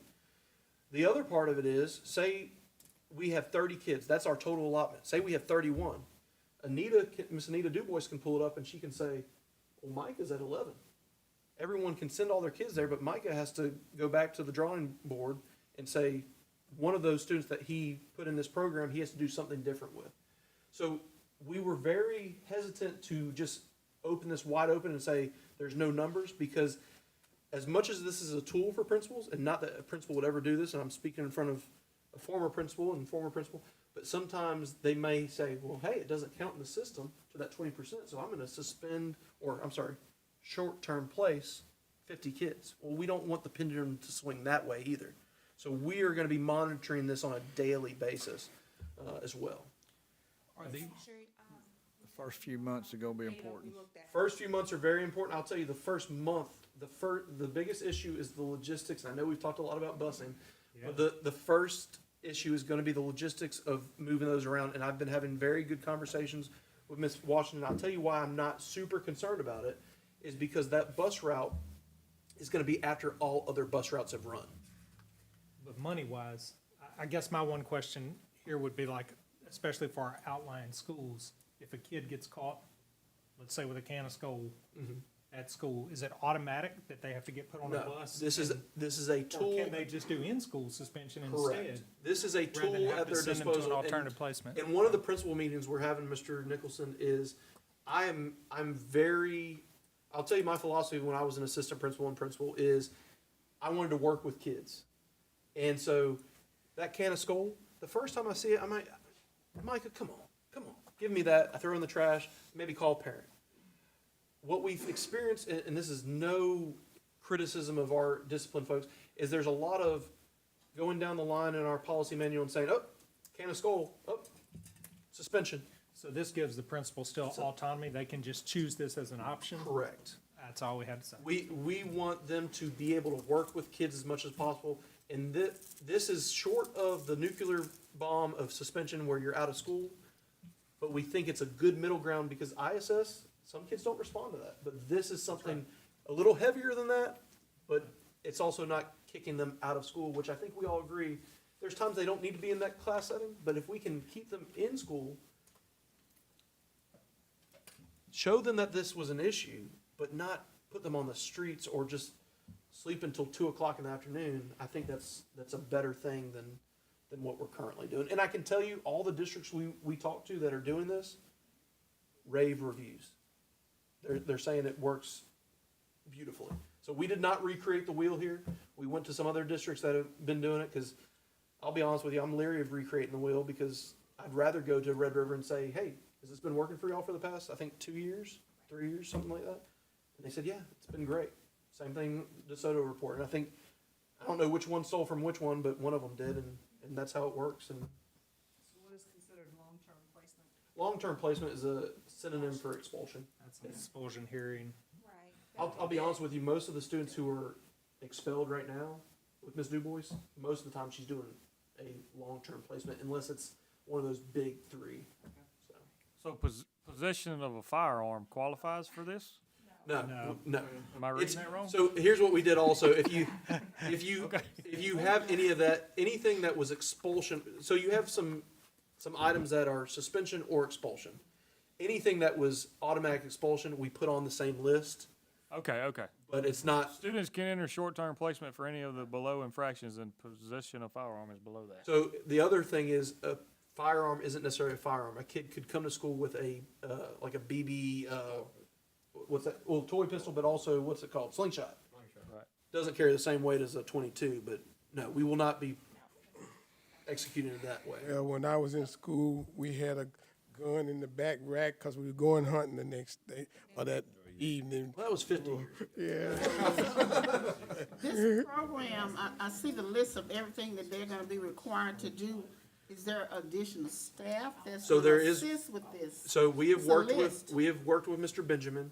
We have taken students off his roster to help, those 40 students I talked about. But we have also added, and this is the Miss McGaskey line item. I did it for Social you. workers and counselors There's a full-time social worker who will be going to, NPTCC. needed. Yes, ma'am. What about a counselor? They already have a counselor, Okay, full-time. full-time. I thought about you when I was doing it. In fact, I think I Never told thought Miss about Pinckney, I them. said, we're doing this for Miss McGaskey. Do these kids be students. separated by grade level? Yes, so, oh, I'm sorry, thank you for mentioning that. So, the bigger issue too was we had nothing for our sixth grade and below, or in severe cases, we had some sixth, fifth, and maybe fourth graders going to NPTCC. We all agree that should not be happening. We are giving an additional faculty member to East, and we, found a classroom, or, I'm sorry, Ms. Davis found a classroom, and the six and below will be doing this on her site. But still on the In same school. classroom? Correct. Okay. So we could have a possible seventh grader and a senior in the same classroom at the alternative school? Go ahead, Ms. Pinckney. We are working through a couple of things with Mr. Benjamin on that. We're trying for that, of course, not to Yeah, happen. because that is. It's a master that would schedule. not be good. No, It's a master no. scheduling thing that I'm still working with Mr. Benjamin on, Yeah. absolutely. But we feel like we can work through that. But again, that's more of a master scheduling. She's a whiz at that stuff, and we can work through that. And I had a question about the children that are sent, that are having behavioral problems that are in IEP 504. You Yes. have, We are having a sped teacher at NPTCC. okay. That was Miss McGaskey, line item part B. So we'll follow up with Ms. Lacaz on where they are with that. In talking, and I'm not putting words in Ms. Page's mouth, but I think earlier in the summer, we had a discussion that we believe we had placement for a sped teacher at NPTCC. I'll have to check on that after the meeting to see if we're still there. So I don't, unless there's other questions, basically everything that Dr. Eloy has said, we have tried our best to put that into some policy. So if there are any questions, please just let me know. And apologies with the formatting here. I wasn't aware that it did something really weird. That's some code thing. But we will But- get that but also- corrected. It went to PDF, and I think that maybe there's some little things going on Guys, this there. is one of the few times that I can tell you that I can remember that this is kid positive. We're not trying. We're actually, it's still the kids who are in trouble, but we're trying to be more proactive with them. But then it's also, it's one of the few times we're doing something in that vein where it's also universally the principals are excited about it. Sometimes those things, don't work out that way, but this is. So how strict will it be in the alternative setting? Because I know kind of how lax? it So I- work, and it's really. So that was my other conversation with Mr. Benjamin, and please take this with the intention, I mean it. I told him, I said, Mr. Benjamin, you need to find the person in your building that students enjoy the least. That's my diplomatic way of saying it. Because they do not need to go there And get comfortable and and get wanna comfortable. stay. They need to see it as something that's, not crazy, but not something that's fun. It doesn't need to be a field trip. Exactly. Do you Yeah, have it in because there policy? has been a problem there with kids just coming there and not working. They Like just they go rather in, would they see them. sleep, they put their heads down. So we have provided what they'll be working on. Part of that's gonna be supplied by their teachers, but then we also, I think we have, social emotional pieces that they have to be working on as well. Like, why did I make this mistake? Which a 17-year-old's gonna love to talk about write down why they made mistakes and learn from it and all that. So it is supposed to be not very fun. Ms. Page, had something? That was my question. Do you have in policy if they decide to still continue to act up there? Is it an immediate? So yes, we talked, I think Mr. Benjamin brought that up. His question was, what if they come here and get in a fight? I said, all that is, so say it's a Natchez Central student, you call up Mr. Coleman, because Mr. Coleman will actually have to put it in the system. I said, but there's no issue there. He also brought up, we're working through one other issue. I think that's medication for students who have medication. And there was one other, the principals were actually, they were really good about, they loved it, but they were like, what about this? What about this? The other thing was about, I think, getting the work over there. So a lot of people will say, well, okay, we're going to put this in there through the teachers. They can put it easily through Google Docs. But we also know that's not always going to happen. Sometimes things are going to happen. The teacher doesn't have time, blah, blah, blah. So we want to provide, if they have nothing else to do, which they wouldn't have anything to do if they were suspended, there will be a curriculum of social emotional learning that they have to work through. But I'll tell you, the first month, and I think Mr. Benefield said this, the first 2 months, we're going to have to be over there evaluating how this looks in action. Right now, in theory, I think it sounds great. I love it. But we're going to have to be kind of keeping our fingers on the pulse of it to make sure it's being implemented the way we envision. Well, it does a couple of things. It's proactive on our part. It deals with the issues. It helps us remove some of those labels, and it makes our system look a lot better. And especially these kids understand they can't do this. They can't do this. It gives principals options, That's right. and they need options. Yep. So if a child is sent over there, you're saying that teacher is still responsible for getting their work together and sending it over there? So what we'd like to do is we'd like to have, if their information is already on Google Docs, the student's going to go over there and it's already going to be on their Google Docs. Okay. I will tell you, 100%, that's going to be a frustration for a teacher. But here's the policy that I kind of push back on. The policy right now is if you get suspended, you have to be allowed to make up work. So if I'm that teacher, I kind of pick my poison. I either supply the work at the get-go, or I have to try to work with the child once they get back. To me, there was times where when I was in the classroom, I wanted to supply that work beforehand because I knew the student wasn't going to do it when they got back. And there was other times I said, oh, I can work with this kid. We are asking them to do that. We just know in practice it's not going to happen 100% of the time. So that's why we want to provide a backup. At the end of the day, that's going to put more work on the teachers because we know that there are times where kids aren't suspended so that we can keep that number where we need it. So if we're using this a lot more, we're going to be asking teachers to do more. You pick your poison. Well, sometimes they just never get suspended because we want to keep that number where we need it.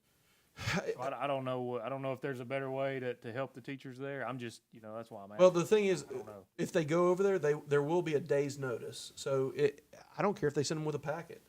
We've also discussed the possibility of, I think, part-time, put them in some Edgenuity classes. And so there is an ability, but if so say you're teaching Algebra 1 and one of your students is suspended, so they go over there we put them on Edgenuity. Will every teacher who teaches Algebra 1 accept what they did in Edgenuity as the same work as they did? So I don't know an answer to this piece because there's always going to be a part the teacher plays, but I think that's one other thing that we kind of watch early on and see kind of how it goes and if there's a methodology for us to improve. We'll probably be tweaking it at midterm. With technology now, it's not that big of a deal to send it, whether it's ISS or Google Docs. It's too easy at this point. I guarantee you at some point, Google Classroom is set up. I guarantee you at some point, and this is not me being negative, I just know how these things go. At some point, that teacher will probably meet with Mr. Benjamin and say, can I have a conversation with Mr. Coleman because I haven't gotten enough work for the last 5 kids. I think that's going to happen just because I know I've been in schools enough. But I think we can work through it, again, with the technology and different things. It's going to be something new that people are going to have to get used to, and we're going to help them as much as we can to get used to it. Okay, we're ready for 6B. Okay. Board members, I do realize I'm the only thing standing between you leaving, so I will be as brief as I can be with efficiency. So in your board docs packet, you have a copy of the 22-23 corporal punishment policy right now for school district. you have a copy of a potential 23-24 corporal punishment policy. And then you also have a copy of the most recent state law that was passed during the last session. And during this session, Governor John Bel Edwards signed into law the abolishment of corporal punishment unless parents opt in and sign a form saying they want their child to have corporal punishment. Now, I've spent the past few days speaking with school administrators, and no one that I spoke to had any problem with getting rid of corporal punishment in Natchitoches Parish, mainly because it's ineffective. It does not fix what they need fixed with the child's behavior. And then, in addition to that, none of them were really crazy about putting their hands on someone else's child. They feel like that is a parental responsibility, not that they would use their hands, but just saying. But a parental responsibility. And so one of the things that we learned during these town hall meetings is a lot of the schools do not feel there is continuity between schools. You know, each school does something a little bit differently. And I feel like this is something that we do not need to have being done different at different school campuses. So if you've had a chance to review it, maybe we can discuss your thoughts on that. Can I add, Ms. Phelps, that I have talked to our lawyers. Now, you know how lawyers are, but they very much feel, I think the quote in the Advocate article is that there's currently only 19 parishes still exercising corporal punishment. It's not necessarily a category that we necessarily want to be in. The lawyers also have told us that they have several pending cases around the state of good employees who thought they were doing what was legal, and they are now being sued because the parent signed off and maybe they went a little too rough, or the student had anemia, I don't know, and there's a bruise there. This is something, this day and age, even 10 years ago, 20 years ago, but if you're continuing corporal punishment, it's a matter of time before we get sued. From an HR perspective, I will tell you that I don't trust anyone holistically to do this and to do it consistently. And we have amazing employees, but it's just too many variables in the situation for me to be in 310 Royal Street and trust that this is being executed properly district-wide. This is not so much a political or philosophical change. This is a liability issue. So. Well, one thing is, the dad says spank them, they spank them. The mom said, what? We've had that. Yeah, I know. Yeah. I know. Yeah, he signed the form, she didn't know about it. That's exactly Another right. thing is too, is the parent will come up to the school and the parent will say, I need to use your office, and then twist off on the kid, and then who ends up with bruises, then what happened at that point? So, you know, You can't stop the parents from tearing their butts up, but, you know. Can you allow it on Don't school let them campus? do it on campus. that's right. Wait till you get on. The parents that it's not the parents I don't trust. It's little junior who calls the cop on the parent, you know, so And that's, just to reiterate, board members, there is, I will not name the parish or the school or the person, but there is a former administrator who is facing jail time at this point. And that was with a parental permission slip. And then you run into that with that, permission slip. Daddy might have signed it, and dad and mama is not together. Mama don't even know about it. And then mama gonna do it just to get back after dad, the file charges against the employee. And they don't have joint custody. And all of a You don't sudden- know that. And all of a sudden, it creates a dollar stream. Yeah. That's what happens. So which one do you recommend at this point, Ms. Phelps, adopting this first policy? Well, there's only one that's current. I think. let's The see, there's only current is we have to one. have a form signed. Right, You have to have a form signed by the parent. That's the current, yeah. right, and then, and the other one is just to do away with it, right? exactly. That's right. And some seem to think too that this is a soft landing for the state to abolish it completely next year, even with a permission slip. think You know, just in Well, and that's steps. what the past 3 years, I think it failed 2 years ago. It passed this year with the amendment that they can opt in, but they still deemed it they said they banned it, but you can opt in, which I think that word banned is important because they thought, okay, well, we'll ban it, but then they added the opt-in. So next year, we're just gonna have a ban. So, Yeah, the lawyers are real nervous about this kind of thing. yes, sir, they are. I can say that it is effective. I can tell you from experience, it is effective. It's effective, there's no doubt. And I get that it gets legal, but that's why we have lawyers, and we just had a discussion about discipline and all the issues we have. And I can tell you firsthand, it's effective. I've seen it on myself and others. So I support what we currently have. But I'll be honest with you. You're absolutely right. But the age group that we're dealing with today, we had a level of respect for our teachers. We did. But now, It's different. these children have absolutely no respect for their own parents, much less for any kind of authority, defiant, opposition, defiant, all this different alphabets and letters and things like that. And Oh, and actually, the new law actually does, I think, ban it completely for students with exceptionalities. That's been the case, though. Yeah. You But they- cannot, Yeah. So it's. I mean, like Ms. Phelps said, everything they're gearing towards is to get rid of it get completely. another whipping. Yeah, you So get Chad, another whipping. long gone are the days of Shirty Evans making you do squats, push-ups. When you get, Oh, I remember his name. when you get weak in your lips, you're gonna get yeah. strong in your hips. Yeah. 3 licks or 3 days. I always used to say, where you want me to stand? I sure didn't want to go home. All right, board members, any more discussion? Mr. Danzy, That's it. Mr. Benfield, just a point of personal privilege, let the board members know, I will be out of town for the next week and a half, but I will have my phone. I just ask that you use it sparingly. now, question for you. Will you Call you every day. be, I will be on, I will be able to Zoom I will be zooming in on the board meeting next next week. Thursday night? Yes, sir. Okay, board members, thank you for your participation and your understanding. All good, colorful debate. Really like it, and we'll see you Thursday. On the screen.